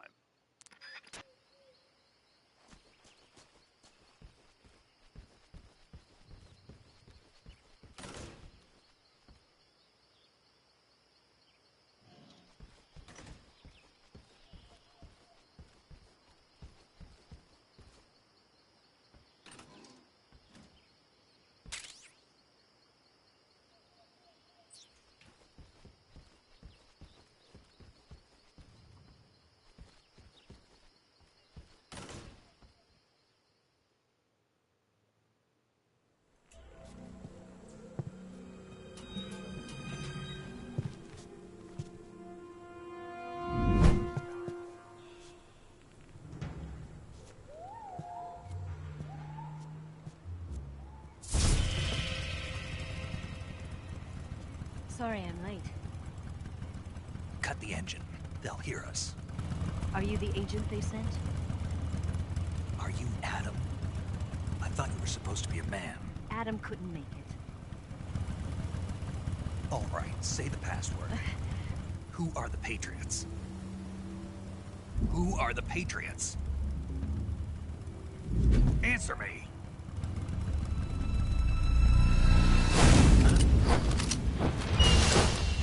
Trapped.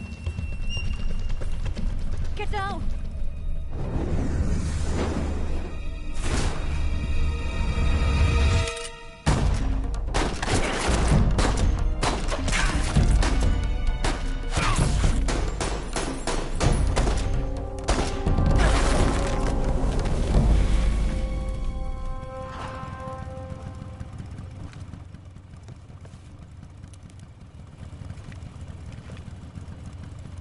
There is your answer.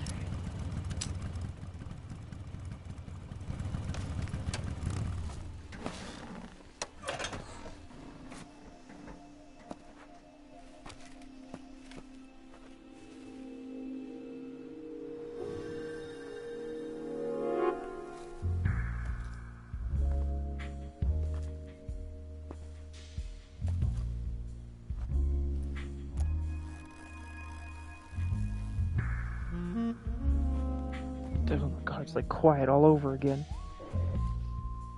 The name's Eva. Actually, if I'm not wrong, I believe that might actually be quiet in Metal Gear Solid 5. I don't know. It's confusing. Ugh.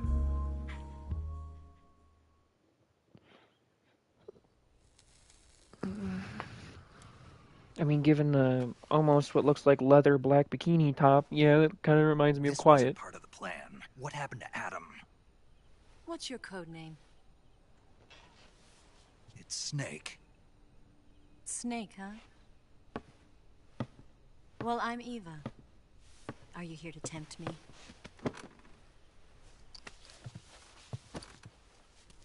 What happened to Adam? Colonel Volgin is a very suspicious man. He decided Adam wasn't the right person for this mission. And you were. Yes, Why? because I can do things he can't. I heard you used to be a code breaker for the NSA. I was. 4 years ago, I defected to the Soviet Union with Adam. Mauser military. The broom handle. It packs quite a punch. Nice to have when you're on a bike. You held it sideways and used the muzzle jump to create a horizontal sweep. That was impressive. Bet you've never seen that technique in the West. It's imitation, isn't it? Yeah. It's a Chinese Type 17 pistol. Around here, even that's hard to come by. Don't worry, though. The one I've got for you is American-made.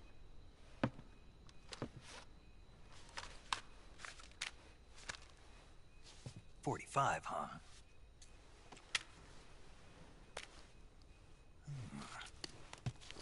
Incredible. Do you like it? The feeding ramp is polished to a mirror sheen. The slide's been reinforced, and the interlock with the frame is tightened for added precision. The sight system is original too. The thumb safety is extended to make it easier on the finger. A long type trigger with non-slip grooves. A ring hammer. The base of the trigger guard's been filed down for a higher grip. And not only that, nearly every part of this gun has been expertly crafted and customized.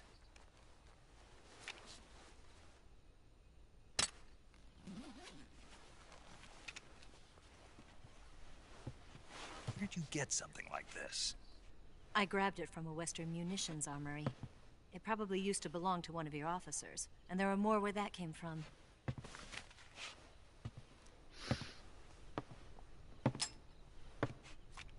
You had this with you, didn't you? Better take this too. What's that? A disguise to make you look like a scientist. A disguise? Yes. You're here to rescue Sokolov, right? Sokolov's still safe then? Yes. He's being forced to continue his work on the Shagohod. Where? At the lab. They've got a whole army of scientists there developing new weapons. Security is tight, but if you disguise yourself as a scientist, you might be able to sneak in. Can we get Sokolov out of there? We'll see, won't we? Tell me how to get to the lab. The safest way in is from the rear. First, you'll need to head north through the jungle. You'll come to a heliport used for shipping materials. Pass the heliport and continue north, and there will be a large crevice. Descend into that area and you'll reach a cave. Move through the cave and you will arrive at a mangrove swamp. After the swamp, there'll be a warehouse. Make your way through the warehouse and you'll come out just south of the lab. Got it. And just what are you doing there? In close-range combat, a knife can sometimes be more useful than a gun. By doing this, I'll be able to hold a knife at the same time and still keep the gun steady. That way, I can instantly switch between a gun battle and a knife fight.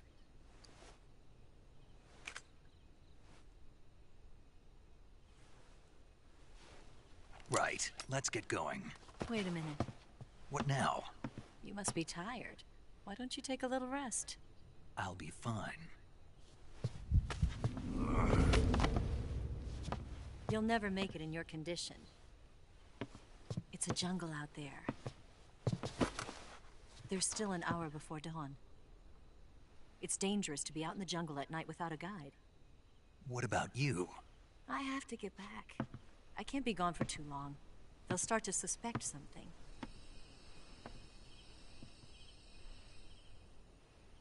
Don't worry. I'll keep you updated over the radio. That's it? My orders are to provide you with information. Nothing more. And definitely not special services. Disappointed. All right then. I'll do something special for you.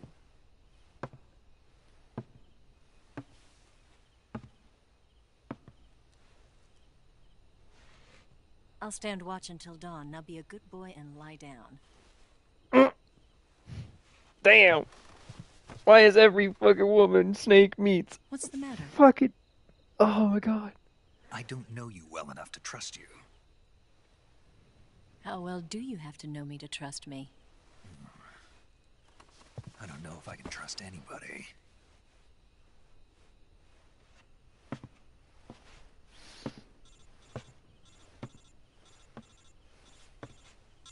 Gonna get that?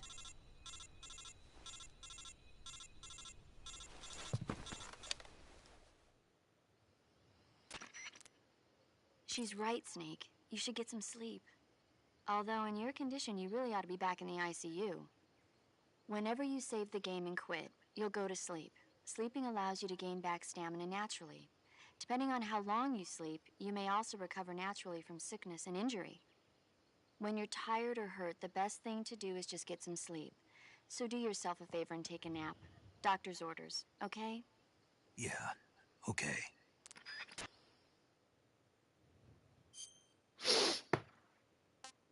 Oh my god.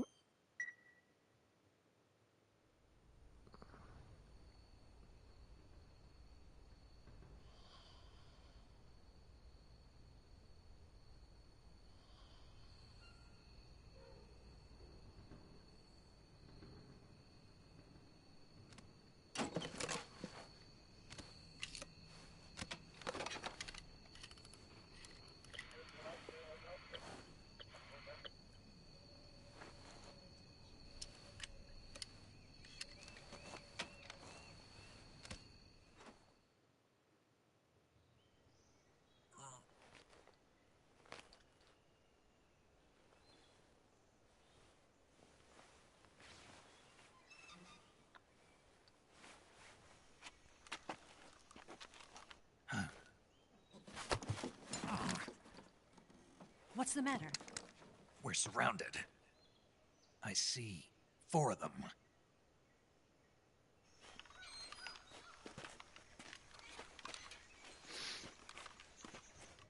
We've got company. It's the Ocelot unit.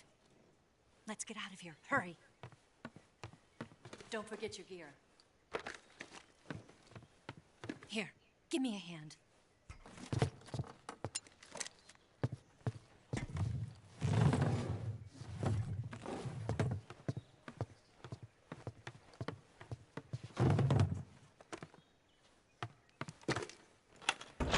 We can use this to get to the basement.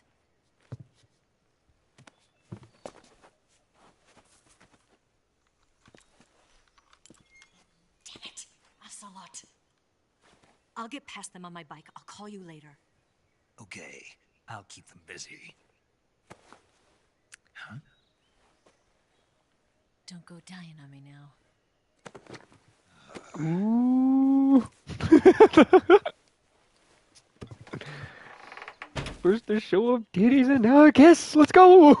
Score 1 for boss. Big boss. He's pissed. All right.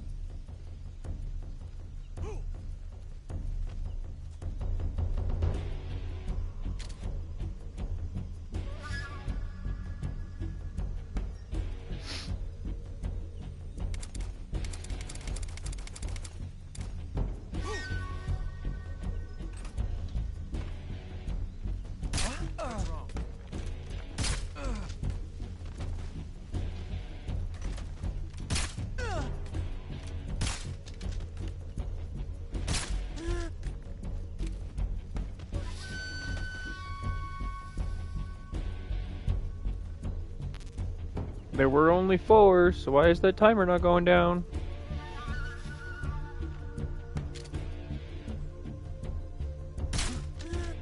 I win.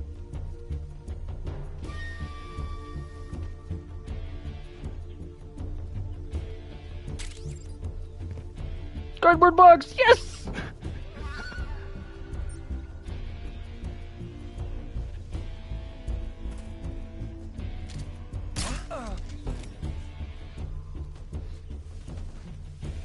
I'm a naked snack.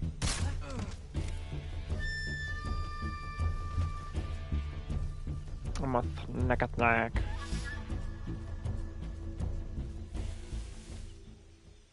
Alright, cool.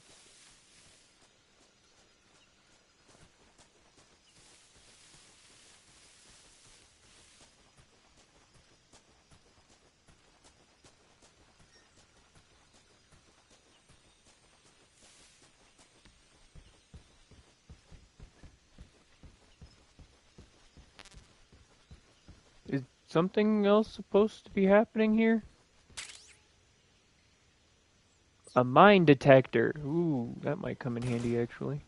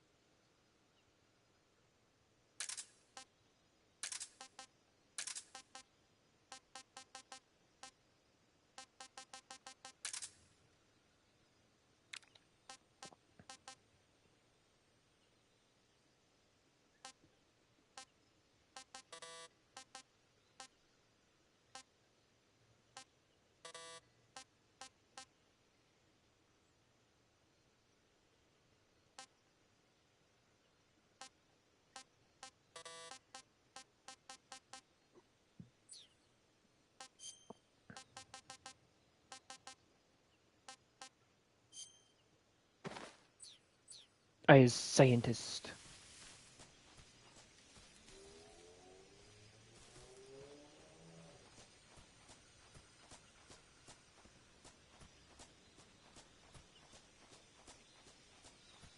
Okay, where in the hell am I supposed to be going?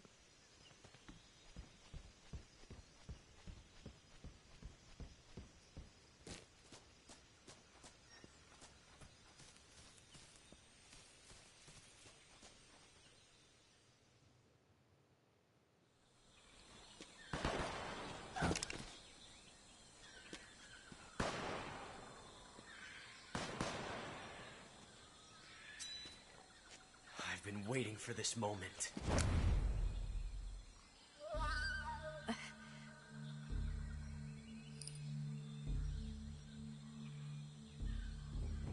That's it. That's the stance. I don't think so. What? A female spy?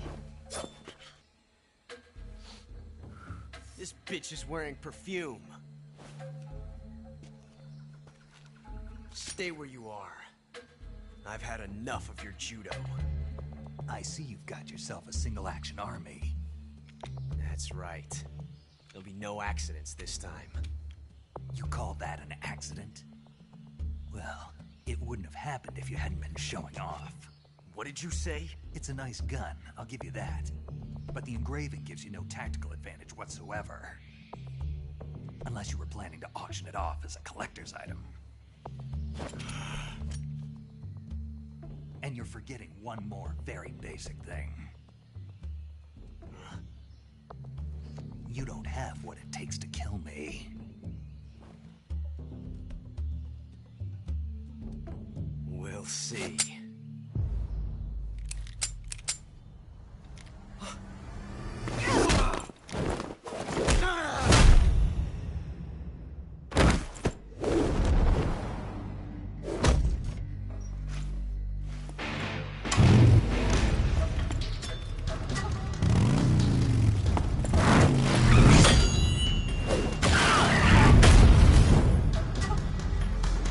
Woohoo! Dude, fucking awesome.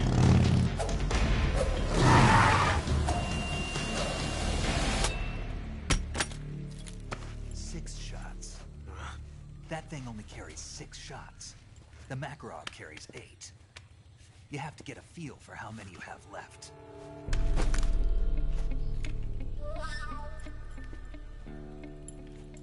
This is a high-class weapon. It's not meant for shooting people. Damn!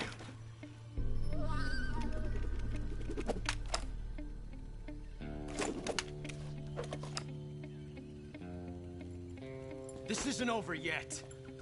I'm gonna be seeing this man a lot, aren't I? Don't. Why?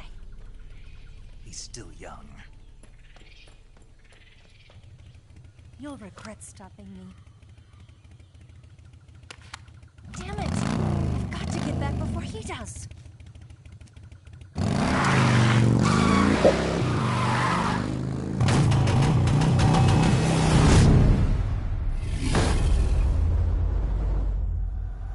That is just so badass.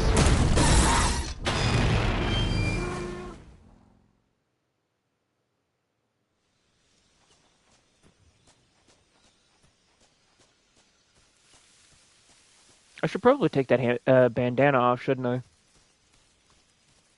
least something's screaming at me to do so. Hold on.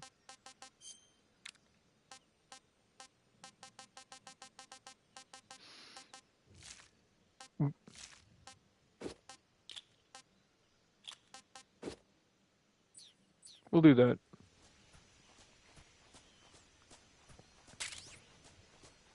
Bug juice. Which sounds ominously gross.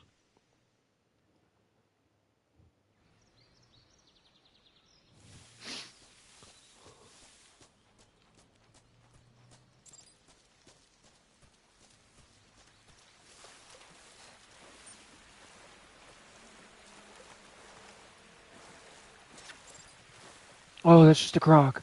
I was like, oh hell no, I'm not getting into a fucking pool, cesspool of living bodies.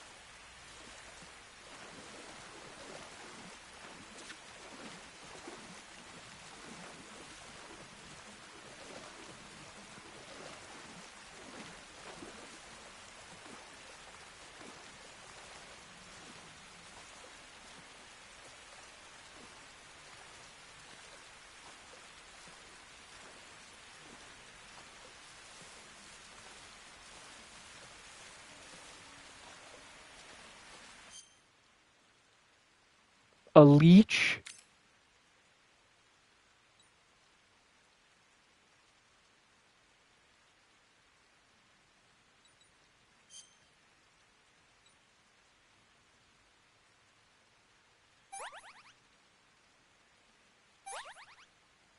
Okay.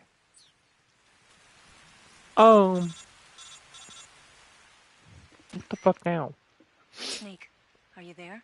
Eva, Did you miss me? did you make it without any trouble? No one saw me. So you're back with Volgin. In a matter of speaking. What about the boss? Yeah, she's here too. Better be careful. Thanks, I will. The boss and I get along pretty well, though. I guess we traitors have a lot in common. Why would anyone want to defect? Betraying your country like that, I just don't get it. Are you talking about the boss? Why do you do it? Weren't you born and raised in America? Yes, in a small rural town. I never even knew there were other countries, other cultures, other ways of thinking. Until I went to work for the NSA. Then one day, I'd found I'd lost faith in the things I'd been taking for granted. What did you see? What was it that made you want to change sides? You wouldn't believe me if I told you. Try me. I saw the universe. The universe? Not the actual universe. The universe as the intelligence community sees it. I realized that the gravity in this universe was holding me back. That's all. People and countries are both changed by their environment. And by the times. That sounds like what the boss was saying. There's a world of difference between this country and America. But it's only a difference of position, a difference of perspective. Coming here made me realize something. Half of what I'd been told was a complete and utter lie. Morgan. The other half Hi, was a girly. conveniently Are you comfy? constructed lie. Where's the truth then? It's hidden Were you in the comfy? lies. You didn't have to get up. Are you lying too? Who knows? I've been trained to make even the most severe falsehood sound like the honest truth. Weren't you? No. I believe because I have to. Even if it is a lie. That's part of my mission. I'll have to remember that. If you need me, give me a call on the radio. My frequency is 142.52. See ya. There is an obvious rope in my way, and I do not like that that is there.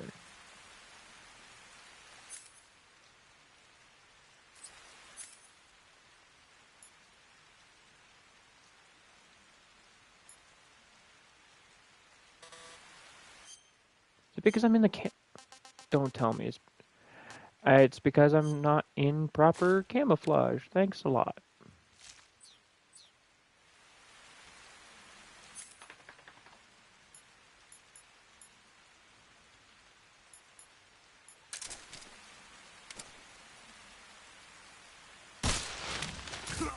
Oh, shit, I knew it was going to do something. I wasn't sure what, but I knew it was going to do something. You fucking shithead.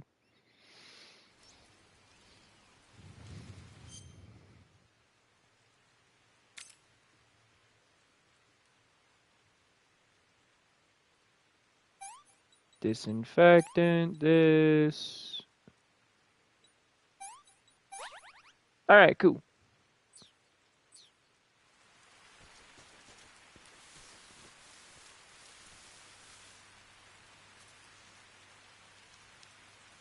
This is an electric fence, so I do not want to touch.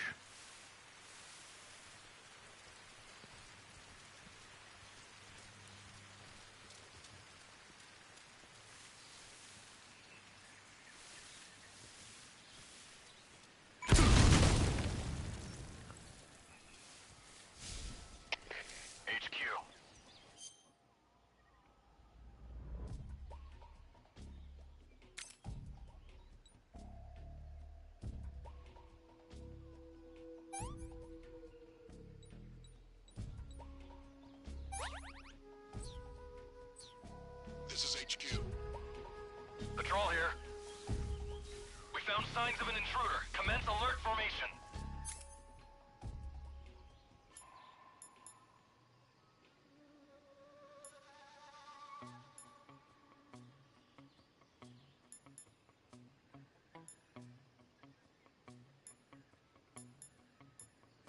Acknowledged. Sending reinforcements. Use extra caution.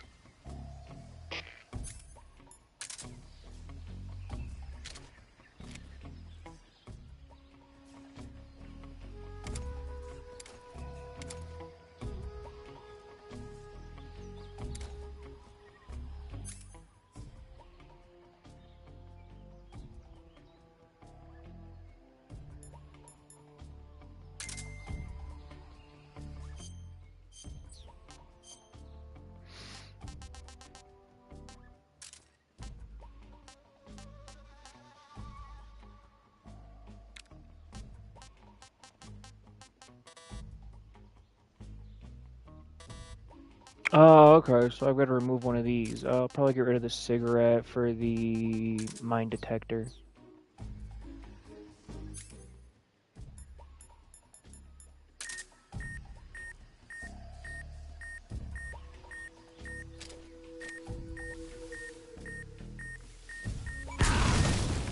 Seriously?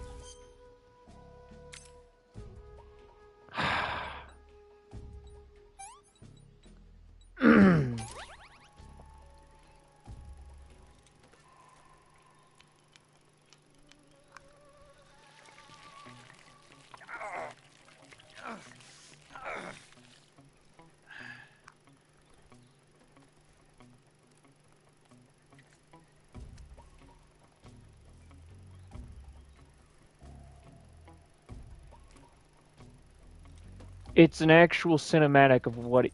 Okay.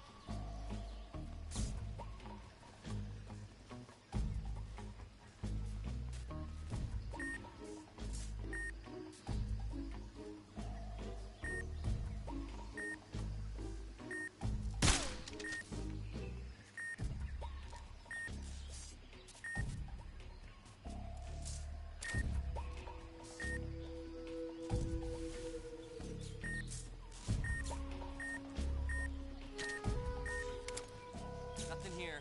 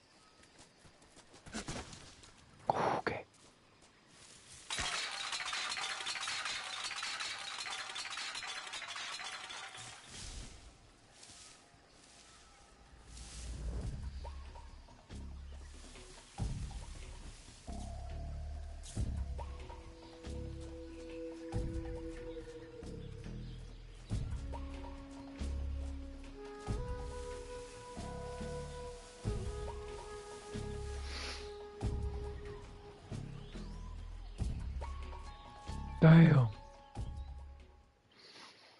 This is getting a little bit more stressful. Uh-oh.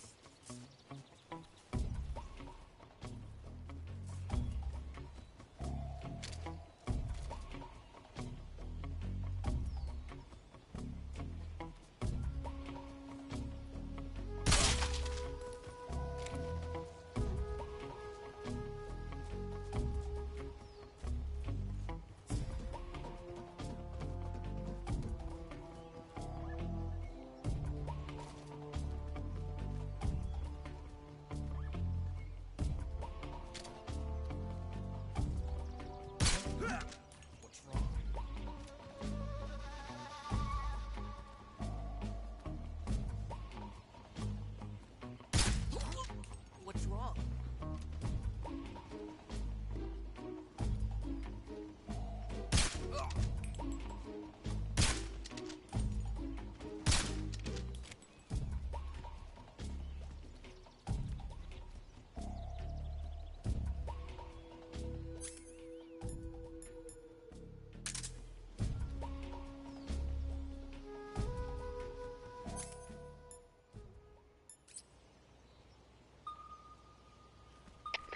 HQ. This is HQ. Patrol here. Unable to locate the problem. Understood. Return to your position.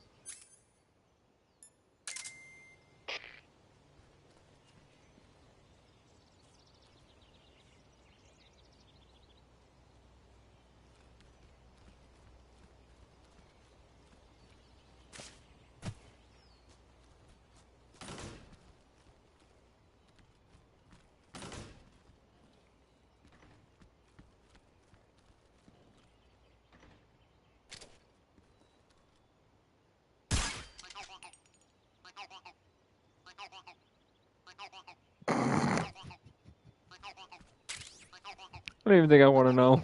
Really don't.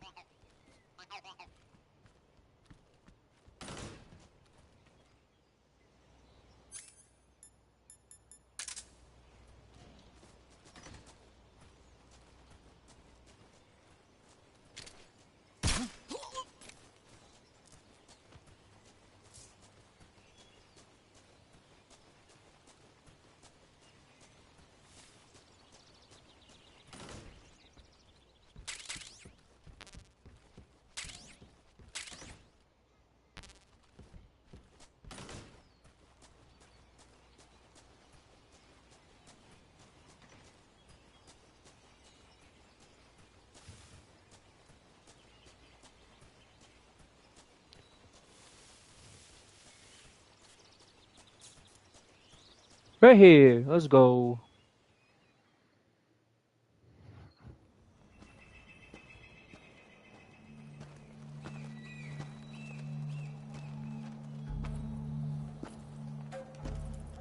God damn it! Ah, you're here at last. Looks like the boss's info was right.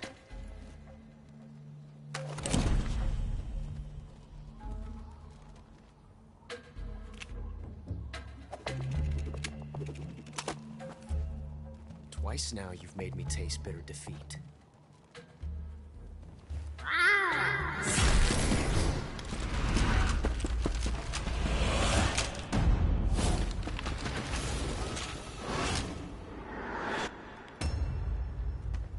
I hate to disappoint the Cobras, but you're mine now. All of you, leave us.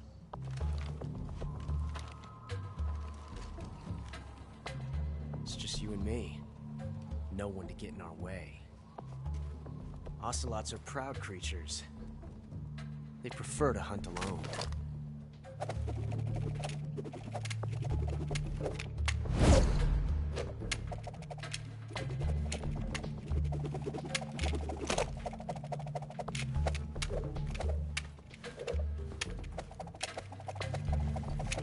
He sounds like he's flipping around a toy. Dude, stop with this.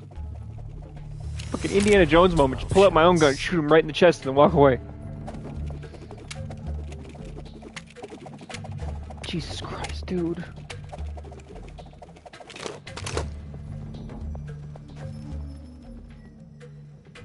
This time I've got 12 shots.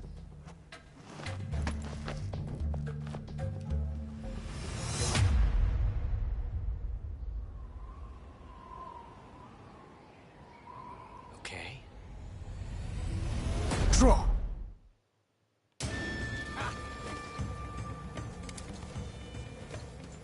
Major, back you up.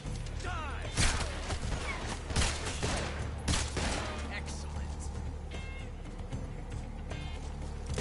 Dude, I could go all day with this. Really?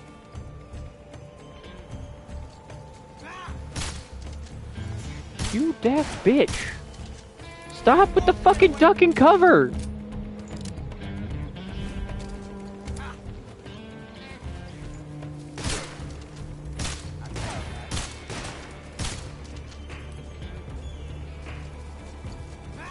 Oh my god. Oh my god. What the hell? Felt a tension like this before. That's so different from simply changing a clip.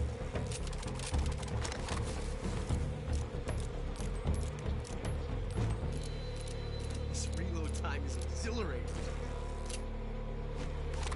God, you're annoying.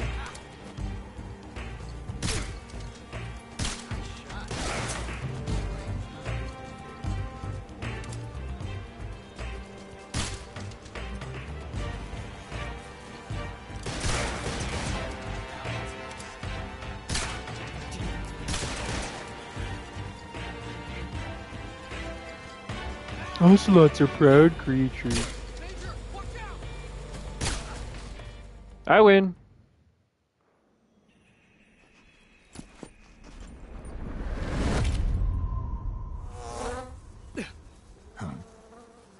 Damn it. He found us.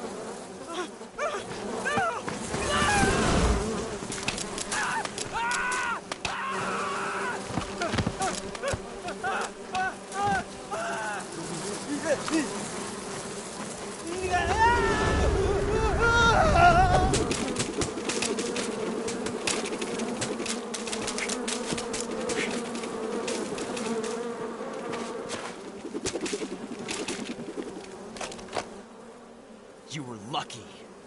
We'll meet again.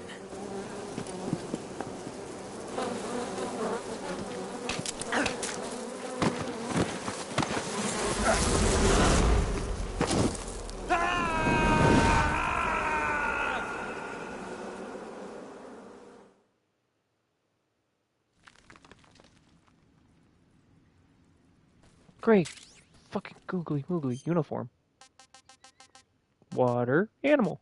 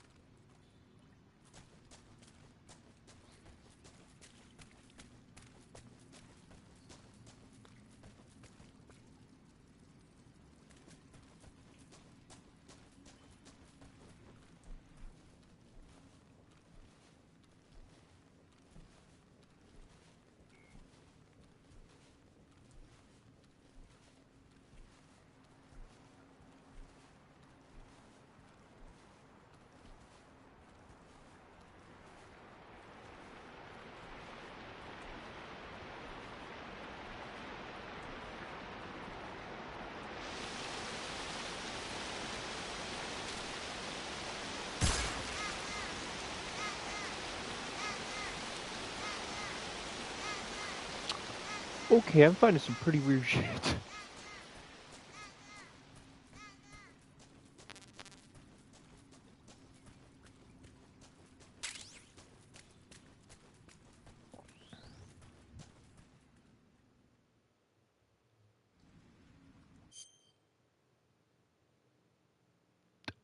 There's fucking 64 ducks and frogs. What the hell, man? That's not fair.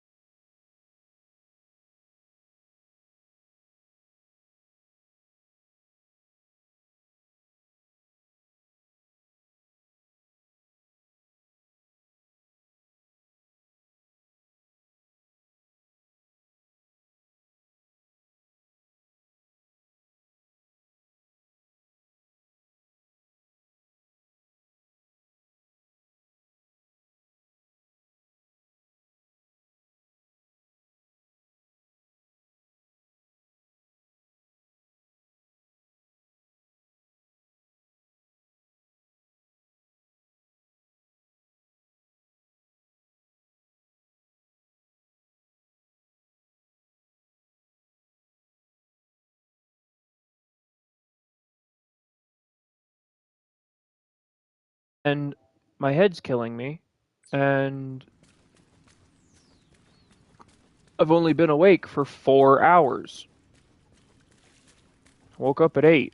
Duh. I mean, again, no context behind the, have you been awake for this long, or have you been awake for that long? Saying 4 hours does not mean what you think it does.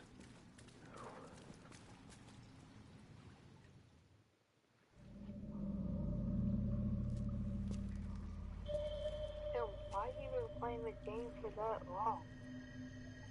Because I'm making a YouTube video on Metal Gear Solid Snake Eater. Since it's playable, well, it was playable 2 hours after I went to sleep, but I was too tired to play it, so now I'm playing. I caught you at last. We are the sons of the boss. I am the pain.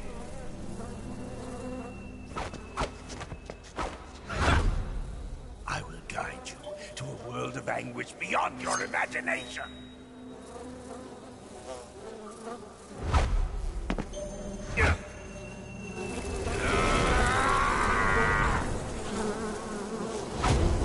Let's get started.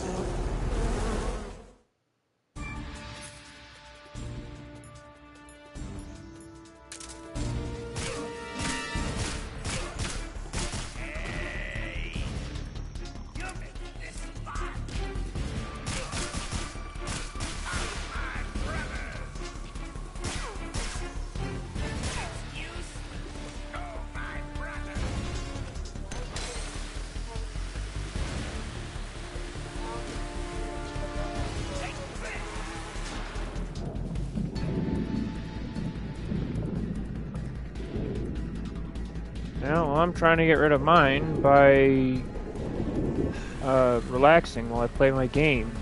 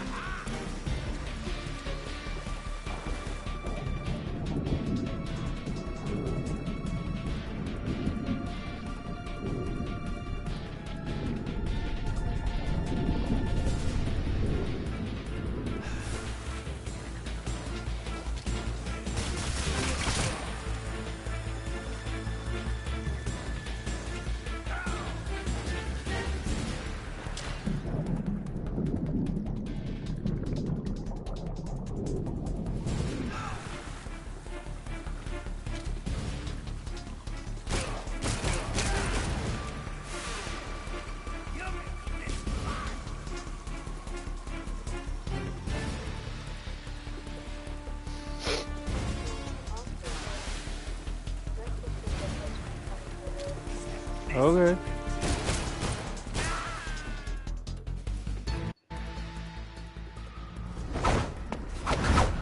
I'm fighting a man who can control hornets. And his entire face looks like a freaking hornet hive. And he shoots hornets out of his mouth. What the fuck?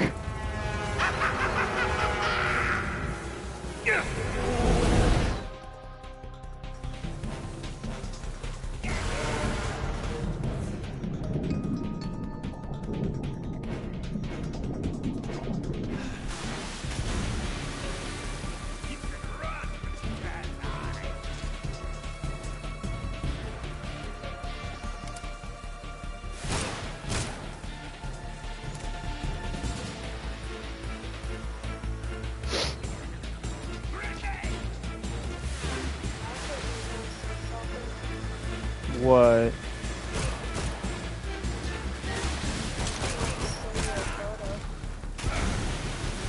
That's fine. I don't care if you send one, but I'm also. It's gonna take me a minute before I can look, because I'm in the middle of a boss fight. He just made a Tommy gun out of bees. Ow.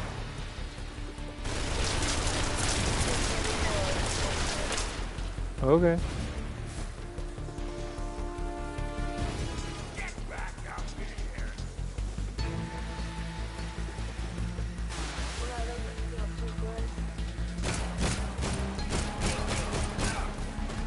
You don't feel too good, or what doesn't feel too good?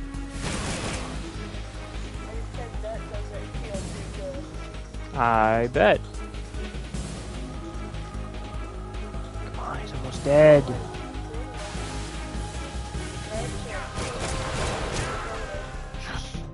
Well, it'll happen. Pain relief. I killed the man who controls wasps. The pain. The pain. What? The pain. The pain. Which is...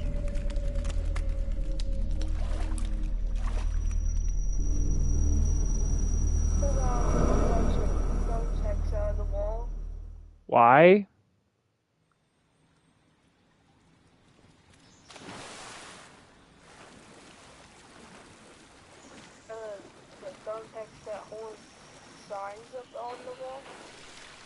That still doesn't tell me why you have to do that, but okay.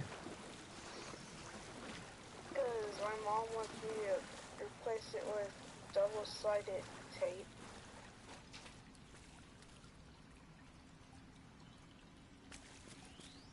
Okay then.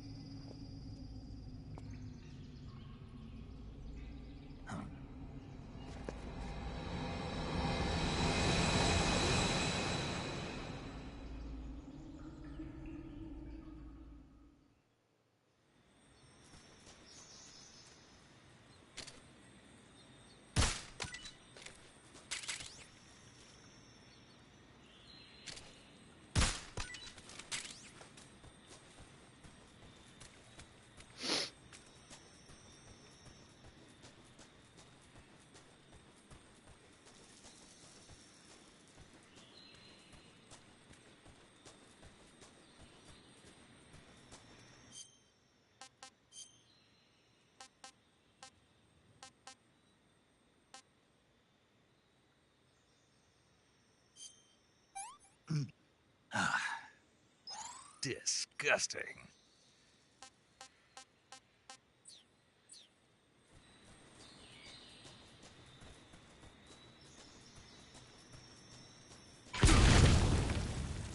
Ouch.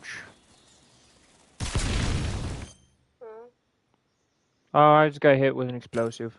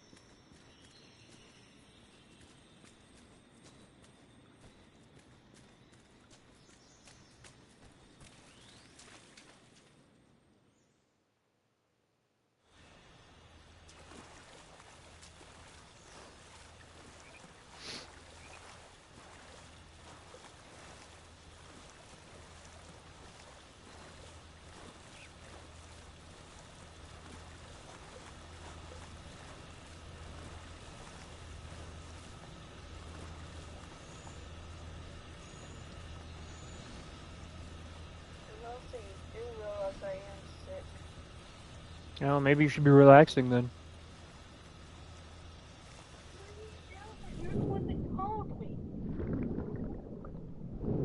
And?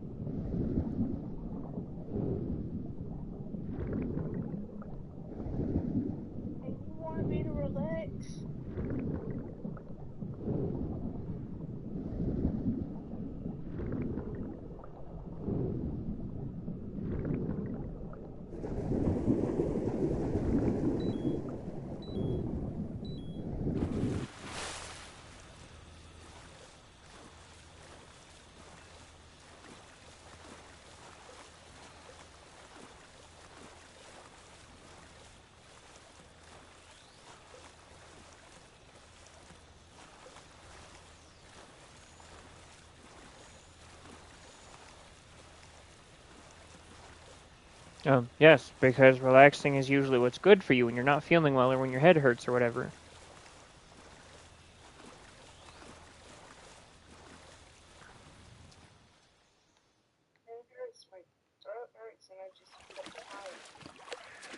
Then get a little bit of extra rest, you freaking weirdo. Not the weirdo you are. No, it's all you.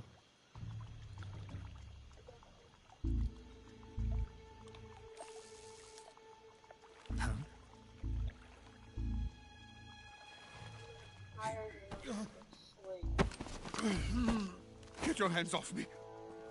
I'm not going anywhere.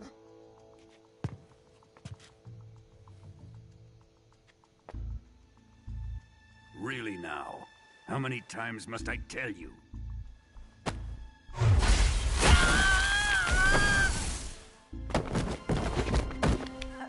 Tanya!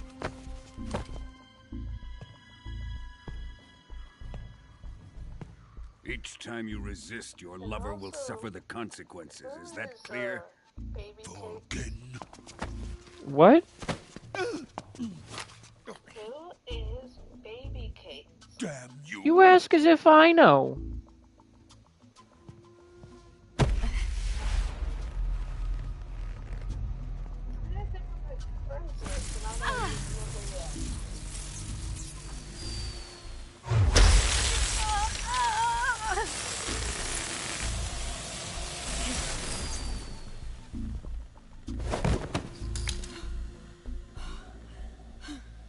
I don't know who they are. Asking me questions like this does not help anything. Hold it right there, traitor.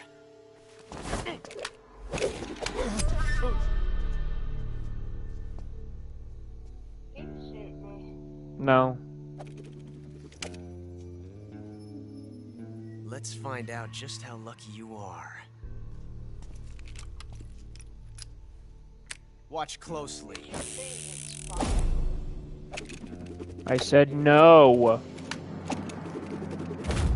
Okay, jeez.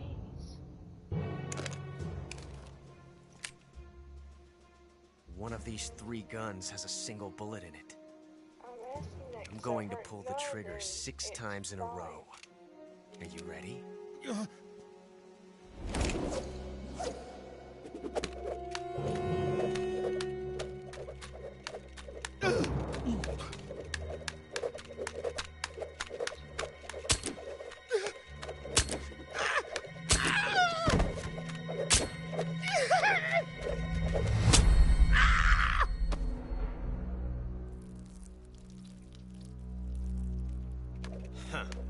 Looks like your luck hasn't run out yet.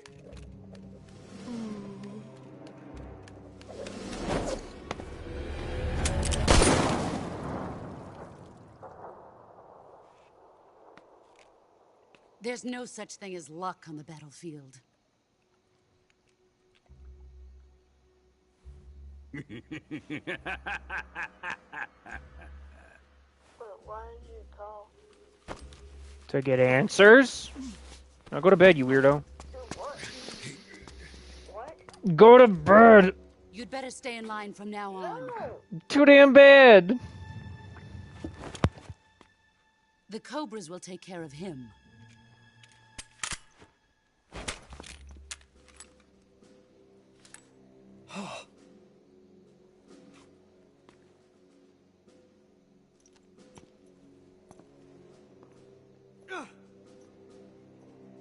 Has the CIA dog been disposed of yet? The pain is dead. What?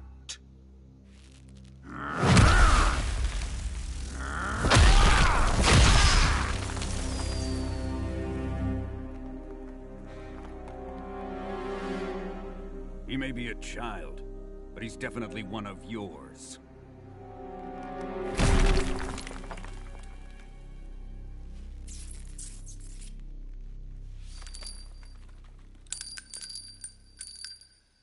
I fear Khrushchev may have a hand in this.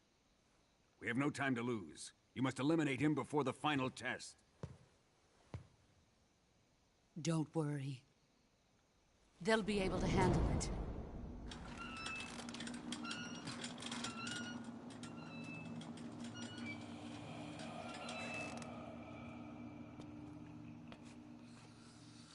I'm leaving him to you, the fear.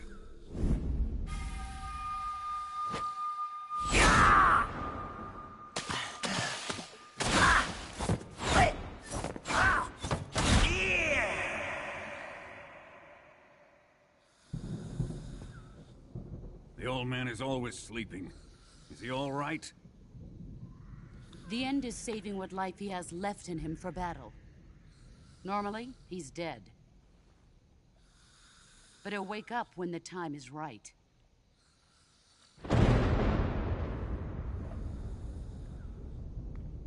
And when he does, it will be the end for the boy. Yeah.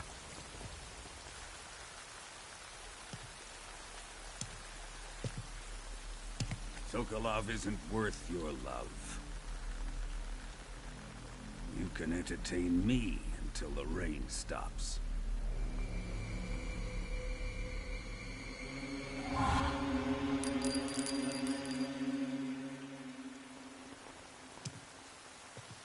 Kuwabara, Kuwabara.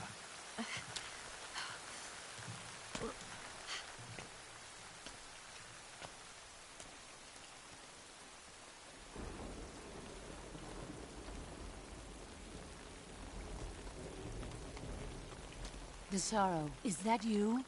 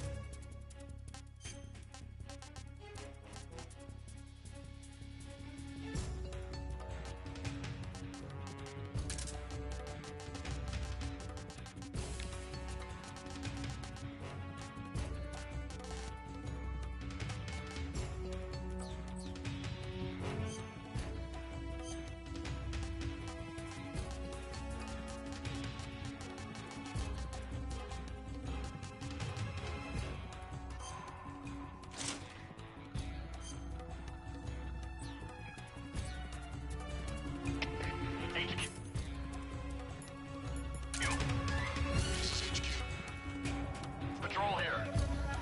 Enemy sighted. Requesting backup. Sending reinforcements.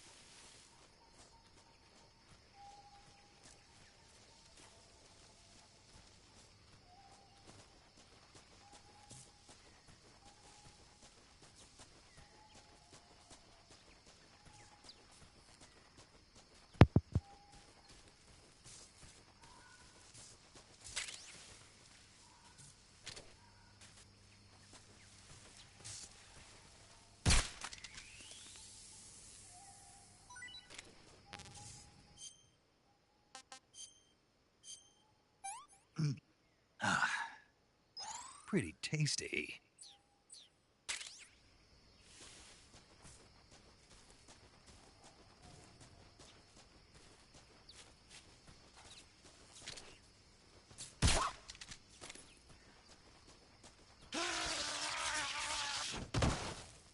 Yeah, I kind of asked for that one.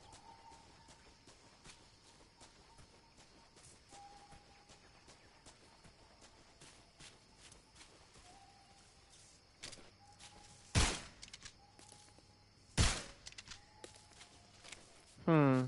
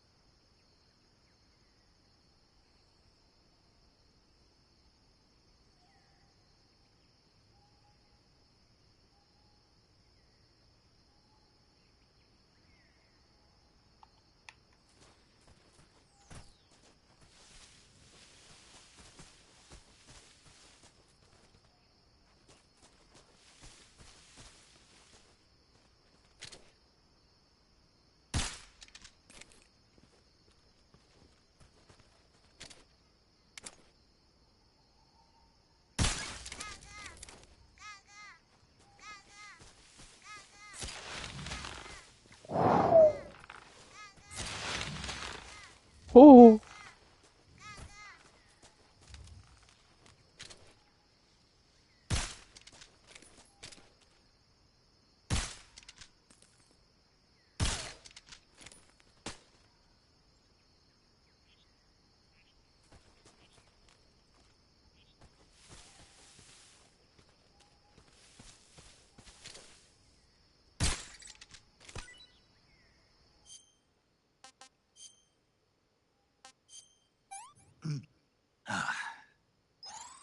stuffed.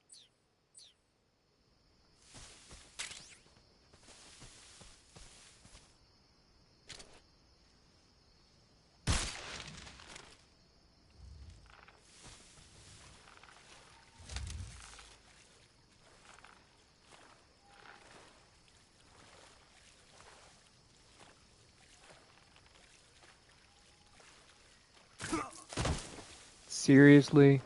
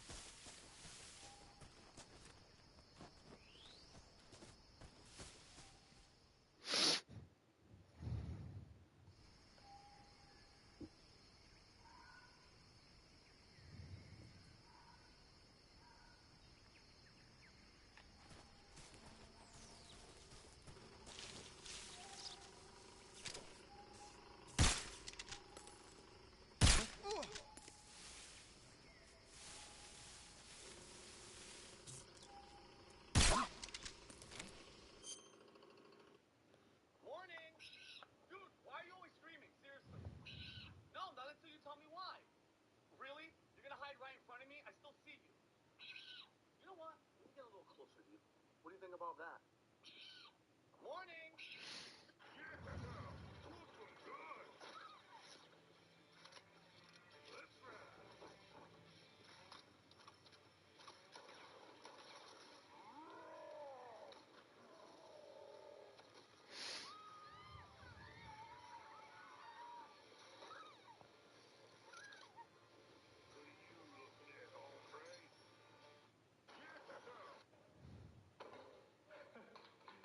Got a sniper rifle, but there's someone else back there too.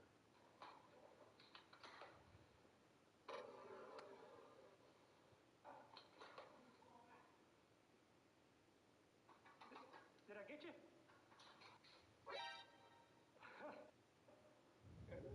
Wait, go back. No podrás escapar de mí. A donde vayas, iré por ti.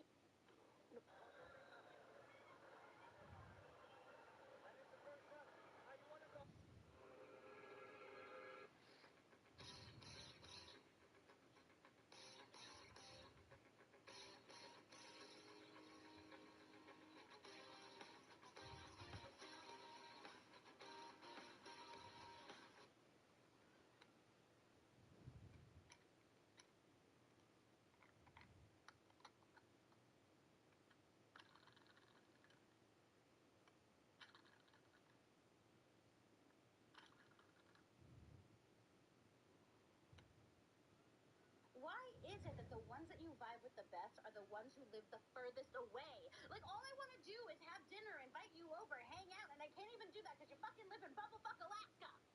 Why? Normalize you not touching my charger. Stop. What's up? Hey, what's up?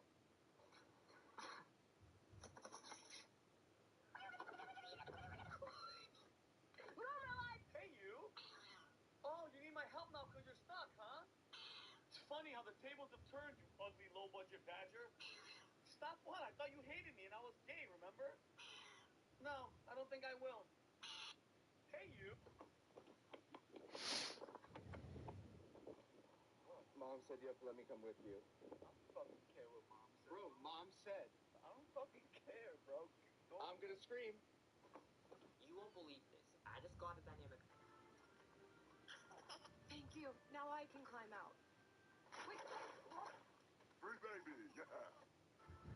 What's the the funniest way students have rebelled against school rules. Our vice principal, Mrs. Garcia, thought she could end the nonsense toy epidemic by banning all meaningless sound-making devices from school. She had no idea she was about to face the full power of Italian brain rot culture. My friend Marco's cousin from Naples had sent him a care package full of the most unhinged Italian meme toys ever created. We're talking Tralalero Tralala singing keychains, Bombardiro Crocodilo squeaky toys, and these insane tongue sahur rhythm shakers that never stopped making noise. Mrs. Garcia confiscated Marco's Lirali Larala music box during first period. This random gibberish is disrupting learning. That's when Marco played the heritage card. Mrs. Garcia, these are traditional Italian children's educational tools. My familia sent them to help me stay connected to my cultura. She couldn't argue with cultural preservation, so she reluctantly returned his toys. Big mistake. Marco immediately started the Italian Cultural Education Club. He taught everyone the deep meaning behind each toy. The Burr pot of him was obviously a weather simulation device for learning about Mediterranean climates. The Chimpanzini Bananini was for studying Italian wildlife conservation efforts. Within a week, half the school was walking around with these chaotic toys, all claiming they were learning about Italian heritage. The breaking point came when Emma brought her Bombombini Gusini, this psychotic wind-up toy that screamed Bombombini Gusini while spinning in circles. During Mrs. Garcia's serious assembly about respect and discipline, the thing went off in Emma's backpack. Bombombini Gusini,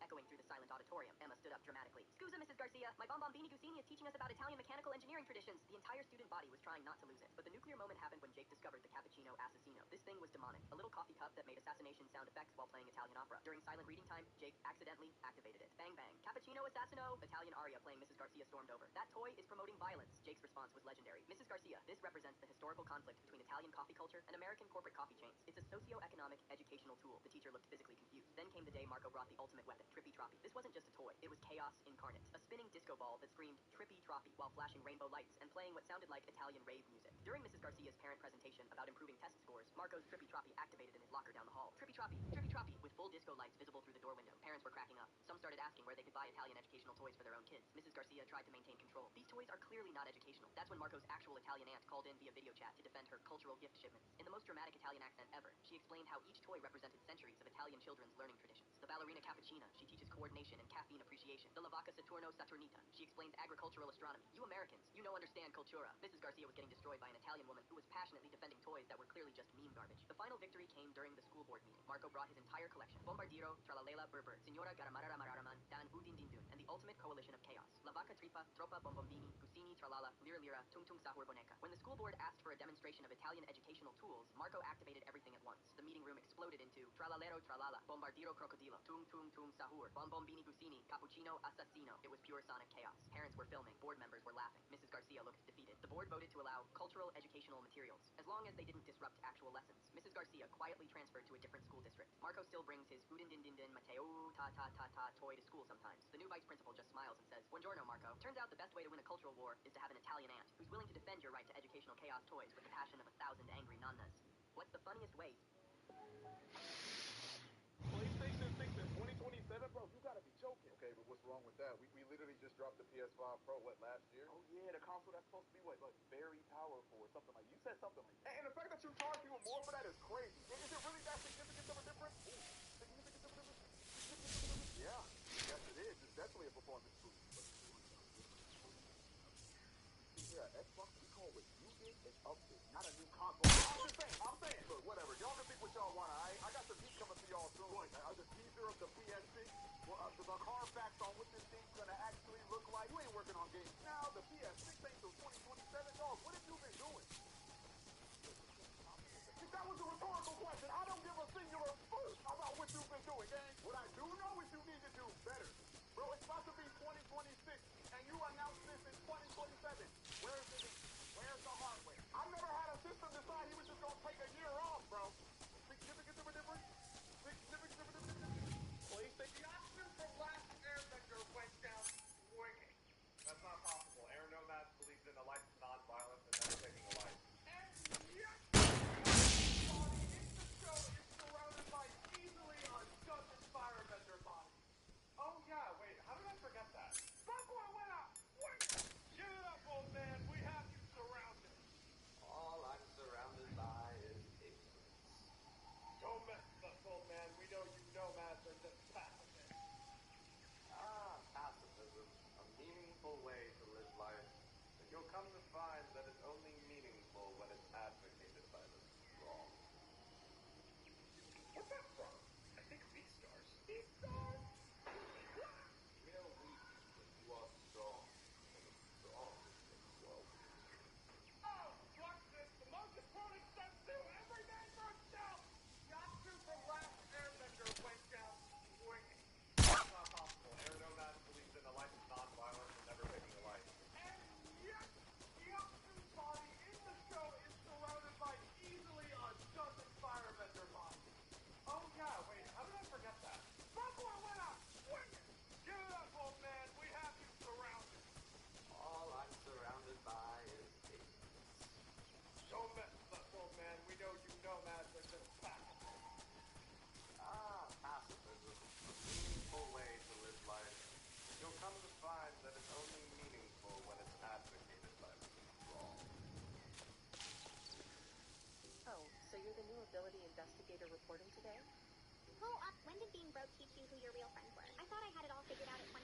marketing director at a tech startup, downtown apartment.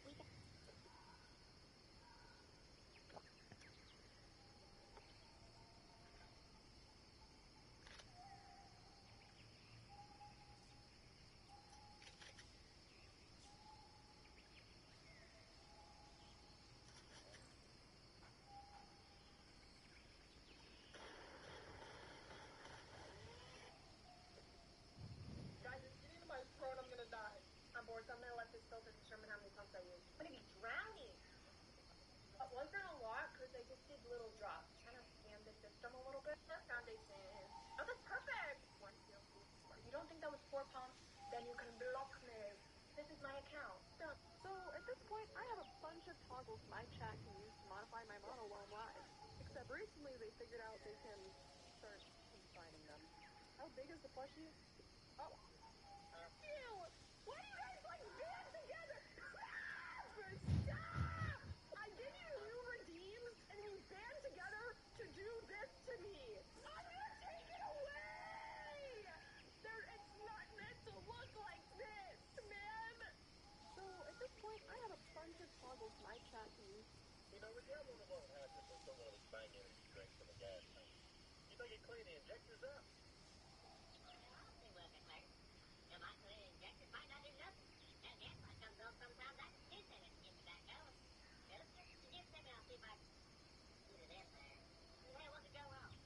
you got a chance to put that buying energy drink in one of the excavators?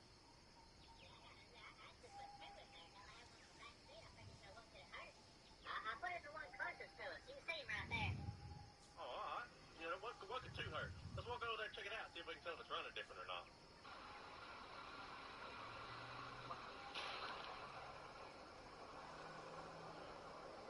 Holy shit, man. Man.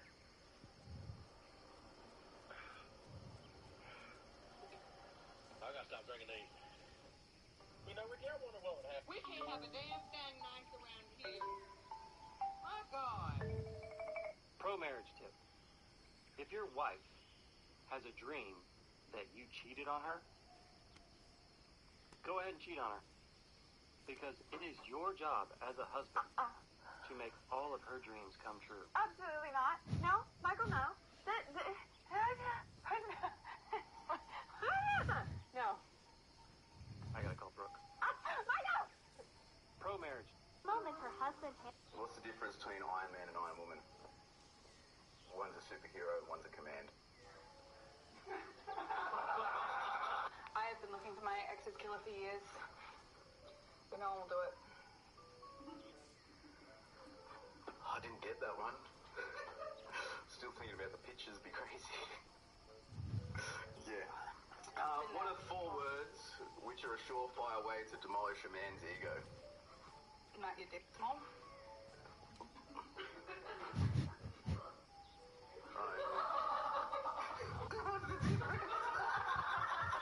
Oh my. What's the difference between a joke and 3? You did this already! I can't! You can't make a joke! Why is it so hard to argue with a woman that's not wearing a bra? She already made 2 really good points. What's the difference? She rejected my proposal and posted, "I know my worth and this ain't it" on Instagram. I commented, "Neither are you. The ring is fake." The internet turned on her so fast, she had to delete her entire account. I've been dating Jessica for 2 years. She was obsessed with status, constantly talking about her friends' engagement rings, never their relationships. Did you see the rock Mike got Ashley? It must be at least 3 carats. It was never about love, always about carat count. I knew a proposal was coming. She'd leave jewelry websites open on my laptop and tag me in luxury jeweler posts. I loved her and wanted to marry her, but this obsession was a massive red flag. She seemed more excited about the accessory than the commitment. So I decided to conduct a character test. I bought 2 rings. The first was real, a beautiful 2-carat diamond from a family jeweler that cost a significant amount. The ring I wanted to give the woman I'd spend my life with. I kept it hidden in my safe. The second was a $6 cubic zirconia from Amazon. Flashy and gaudy, impressive from a distance. But up close, it had all the quality of a gumball machine prize. My thinking was simple. If she loved me, the ring wouldn't matter. She'd be excited about the commitment, and we'd have a funny story when I showed her the real one. If she was with me for status, I'd have my answer. Last Saturday, I took her to the botanical garden where we had our first date. Got down on one knee, gave her a heartfelt speech about our future. Her eyes were shining, and her phone was out, subtly recording for social media. Then I opened the box. I watched her face as she saw the $6 ring. The happy smile didn't just fade. It curdled. Pure disgust washed over her features, like I'd presented her with a dead rat. What is that? She said, voice flat and cold. An engagement ring. Jessica, will you marry me? She let out a short, ugly laugh. Are you joking? No, absolutely not. She looked down at me with profound contempt. I can't believe you would embarrass me like this. My friends get diamonds. My friends get Tiffany. You bring me this piece of junk. What am I supposed to post online? Everyone would laugh at me. So the answer is no because of the ring? The answer is no because I know my worth, she said, puffing out her chest. And this ain't it. She stormed off, leaving me alone. I looked down at the $6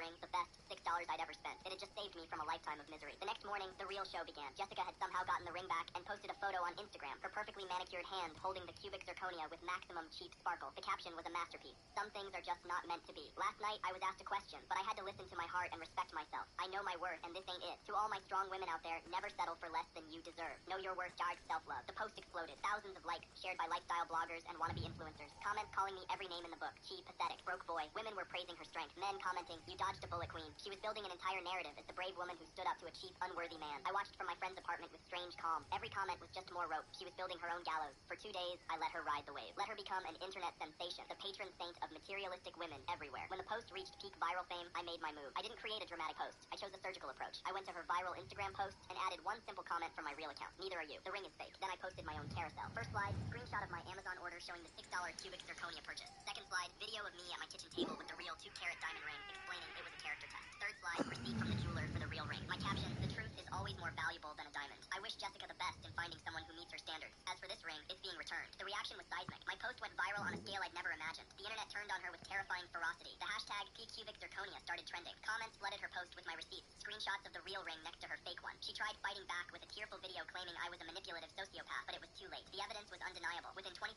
hours, she was losing thousands of followers an hour. By week's end, she couldn't take the ridicule anymore. She deleted her entire Instagram account, the thing she valued more than anything. Gone. She had to move out of our apartment. Her parents were deeply ashamed. She rejected my proposal. Today, we're gonna be talking about... Is a hot dog just a soft shell taco? Can you stab me real quick a couple times? Thank you, I needed that. We are not having this conversation! Who cares about a dead rabbit? What, just some kind of furry? Yeah! Yeah, I bet you're scared now. You short, great value Smurf-looking, Gimli impersonating Papa Smurf-looking. Where'd you snag that plastic costume? Dollar Tree's clearance bin? Even Vader's like, I ain't fucking with this, man.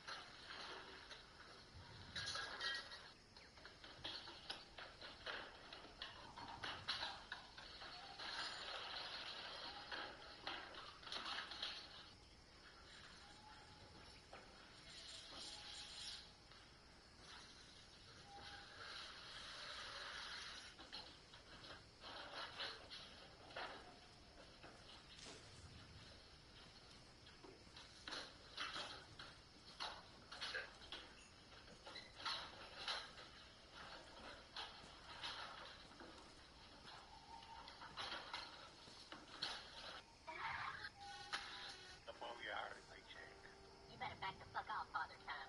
Okay, back in your house, a 2-story, 4-bedroom house was $86. Okay, let me handle my business here. 63 cents? I can't say anything about it. You know, that's the going rate right now. I mean, I got less than that. I don't know what you're complaining for. You got one of the top raises. And I mean, if you add it up over the hours, you know, Roscoe's right. Roscoe's right, but you better shut your damn mouth. Mom says 61 cents. How the hell he get more of a raise than I did? I obviously know more than he does. Well, you know, guys, we really shouldn't be talking about the raises. Everybody's getting kind of out of the public like this. And, you know, Roscoe, yours was a little bit less because, you know, your insurance plan that we pay for is extremely higher because of your age and things like that. You know, we were just kind of trying to impact that with your raise and whatnot. You know, guys, I just really don't think we should be talking about this. Maybe one-on-one would be better. Hey, guys, did y'all see the raises we got? I got $3 more an hour. $3 more an hour? 20. My sister slapped me in front of 200 people at her wedding because I I wouldn't give her my penthouse. I've spent the last decade grinding in real estate. I started as the guy stapling flyers to telephone poles and ended up owning a luxury penthouse in downtown Toronto overlooking the waterfront. It's mine, my biggest accomplishment. My sister Chloe, 29, just got married to Jason, a smooth-talking chiropractor she met on a yoga retreat. Her wedding was last Saturday at Casa Loma, with 200 guests, a string quartet, and an open bar that cost more than my first year of rent. I expected drama, but I didn't expect her to demand my home. An hour into the reception, my mom cornered me near the dessert table. She was wearing a sequined navy gown and carrying that fake smile she uses when she's about to guilt trip. Marcus, honey, she whispered, Chloe and Jason will need somewhere proper to start a family. That penthouse of yours would be perfect. I nearly choked on my $12 espresso martini. Excuse me? That's my place. I bought it. Then Dad walked up in his tux, already red-faced from too much wine. You don't need 3 bedrooms, son. You're single. Let your sister have it. I laughed, thinking it was a bad joke. But Chloe joined in, sliding over in her $6,000 lace gown. We've decided it's best if you move into Jason's condo in Mississauga. It's cozy and will make such great use of your space. The gall. Jason's condo is a 600-square-foot, 1-bedroom above a strip mall pizza shop. My penthouse is 2,400 square feet with a balcony view of Lake Ontario. I said flatly, not happening. Chloe's smile cracked. Marcus, don't be selfish. You'll never have a family of your own, but I will. Don't you want your niece or nephew to grow up somewhere nice? The guests around us hushed, sensing a scene. My hands were shaking, but I stood my ground. I worked for that place. I'm not giving it away because you think you deserve it. Her face twisted, and before I knew it, smack. She slapped me across the cheek, right there in front of 200 guests. The string quartet actually stopped playing mid-song. Gasps filled the hall, then came the whispers, then laughter. Some of her bridesmaids even clapped. I didn't cry, I didn't yell. Instead, I pulled out my phone. Mom hissed, put that away. Don't embarrass us further. But I already had evidence. Earlier in the week, Chloe had texted me, if you don't hand over the penthouse, I'll make sure everyone knows how cold-hearted you are. I still had the screenshots, and I wasn't about to let this slide. I calmly opened the mic. Ladies and gentlemen, just so you all understand what you witnessed, my sister slapped me because I wouldn't give her my penthouse. I held my phone up. Here are her texts demanding it. Anyone who wants to see, feel free. A murmur spread through the hall. Jason's own uncle walked up, looked at my screen, and shook his head in disgust. Unbelievable. The laughter died instantly. Chloe went pale. Jason stammered, Marcus, we didn't mean, but it was too late. Someone was already recording. Within minutes, the clip of the slap and my reveal was all over Instagram. By midnight, it hit TikTok with captions like bride assaults brother over condo demand. The twist? One of the guests was a city councilor I'd recently helped close a housing deal for. He saw everything. 2 days later, he personally called me. Marcus, you handled that with restraint. People should know the truth. He offered to connect me with reporters. Chloe's fairy tale wedding became a scandal. Jason's clinic lost clients after the video blew up. My parents begged me to issue a statement saying it was a family misunderstanding. I refused. Now, a week later, Chloe and Jason are hiding out at my parents' bungalow in Oshawa while I'm sipping coffee on my balcony watching the lake. My penthouse is still mine. The irony? If Chloe had just asked me nicely, I probably would have helped with the down payment on her own place. Instead, she destroyed her reputation in one night. My sister slapped... Why did I think this cat was really riding a roller coaster? This owner must have been very bored.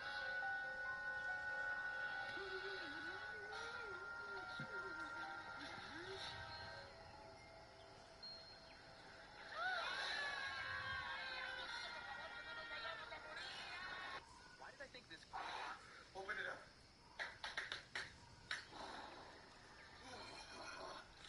Ooh, I hear some extra screams today. Lucifer's pigging out right now, boy. Ooh, I gotta hand it to you, bro. You almost had me. Tell the boss I said hi. Open it. Michael, who do you think is more evil, men or women? Who's more evil? Yes. Men or women, generally? Yes, like who in their bones, like in their, it runs in their blood. Like who is more evil? Definitely women. Why? Why? Yeah. Women have so much evil in their blood that it routinely has to be drained at least once a month.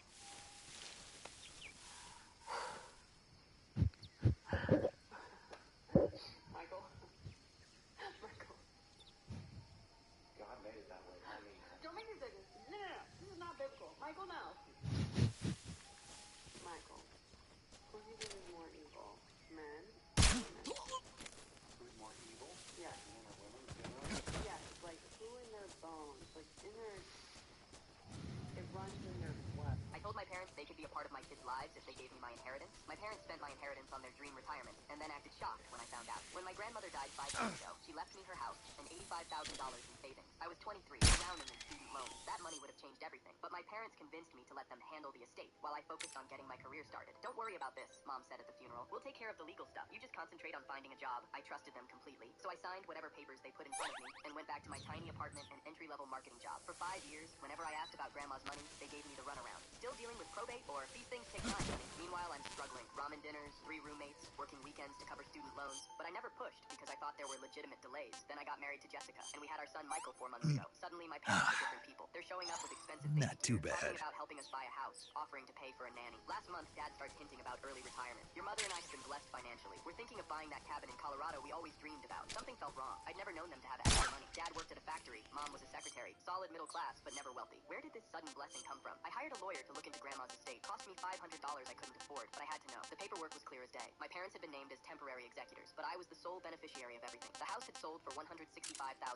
Combined with her savings, they'd received $250,000 total 5 years ago. They'd spent my inheritance on themselves and had been lying to my face about it for half a decade. I confronted them at Sunday dinner, with Jessica and the baby right there. I put the lawyer's findings on the table and watched Dad's face turn gray. You've been living off Grandma's money this entire time. The money she left to me. While I've been eating ramen and sharing a bathroom with 3 strangers, you've been planning your retirement with my inheritance. Mom started crying immediately. We were going to tell you eventually. We just wanted to make sure you were mature enough to handle it responsibly. Mature enough? I'm 28 years old with a wife and child. But apparently I'm not mature enough for my own inheritance while you two are mature enough to steal it. Dad got defensive. We didn't steal anything. We were protecting your future. Young people blow through money too quickly. That's when I noticed something. Dad was wearing a Rolex I'd never seen before. Mom had a Louis Vuitton purse sitting by her feet. New leather furniture in their living room. A 70-inch TV mounted on the wall. You spent $250,000 of my money on watches and purses while your grandson's parents are struggling to afford diapers? The fight got ugly. Dad started yelling about how ungrateful I was, how they'd raised me and sacrificed for me. Mom kept sobbing about how they were just trying to do what was best. I stood up, took Michael from Mom's arms, and looked them both. Yeah, I guess that could be it for this broadcast.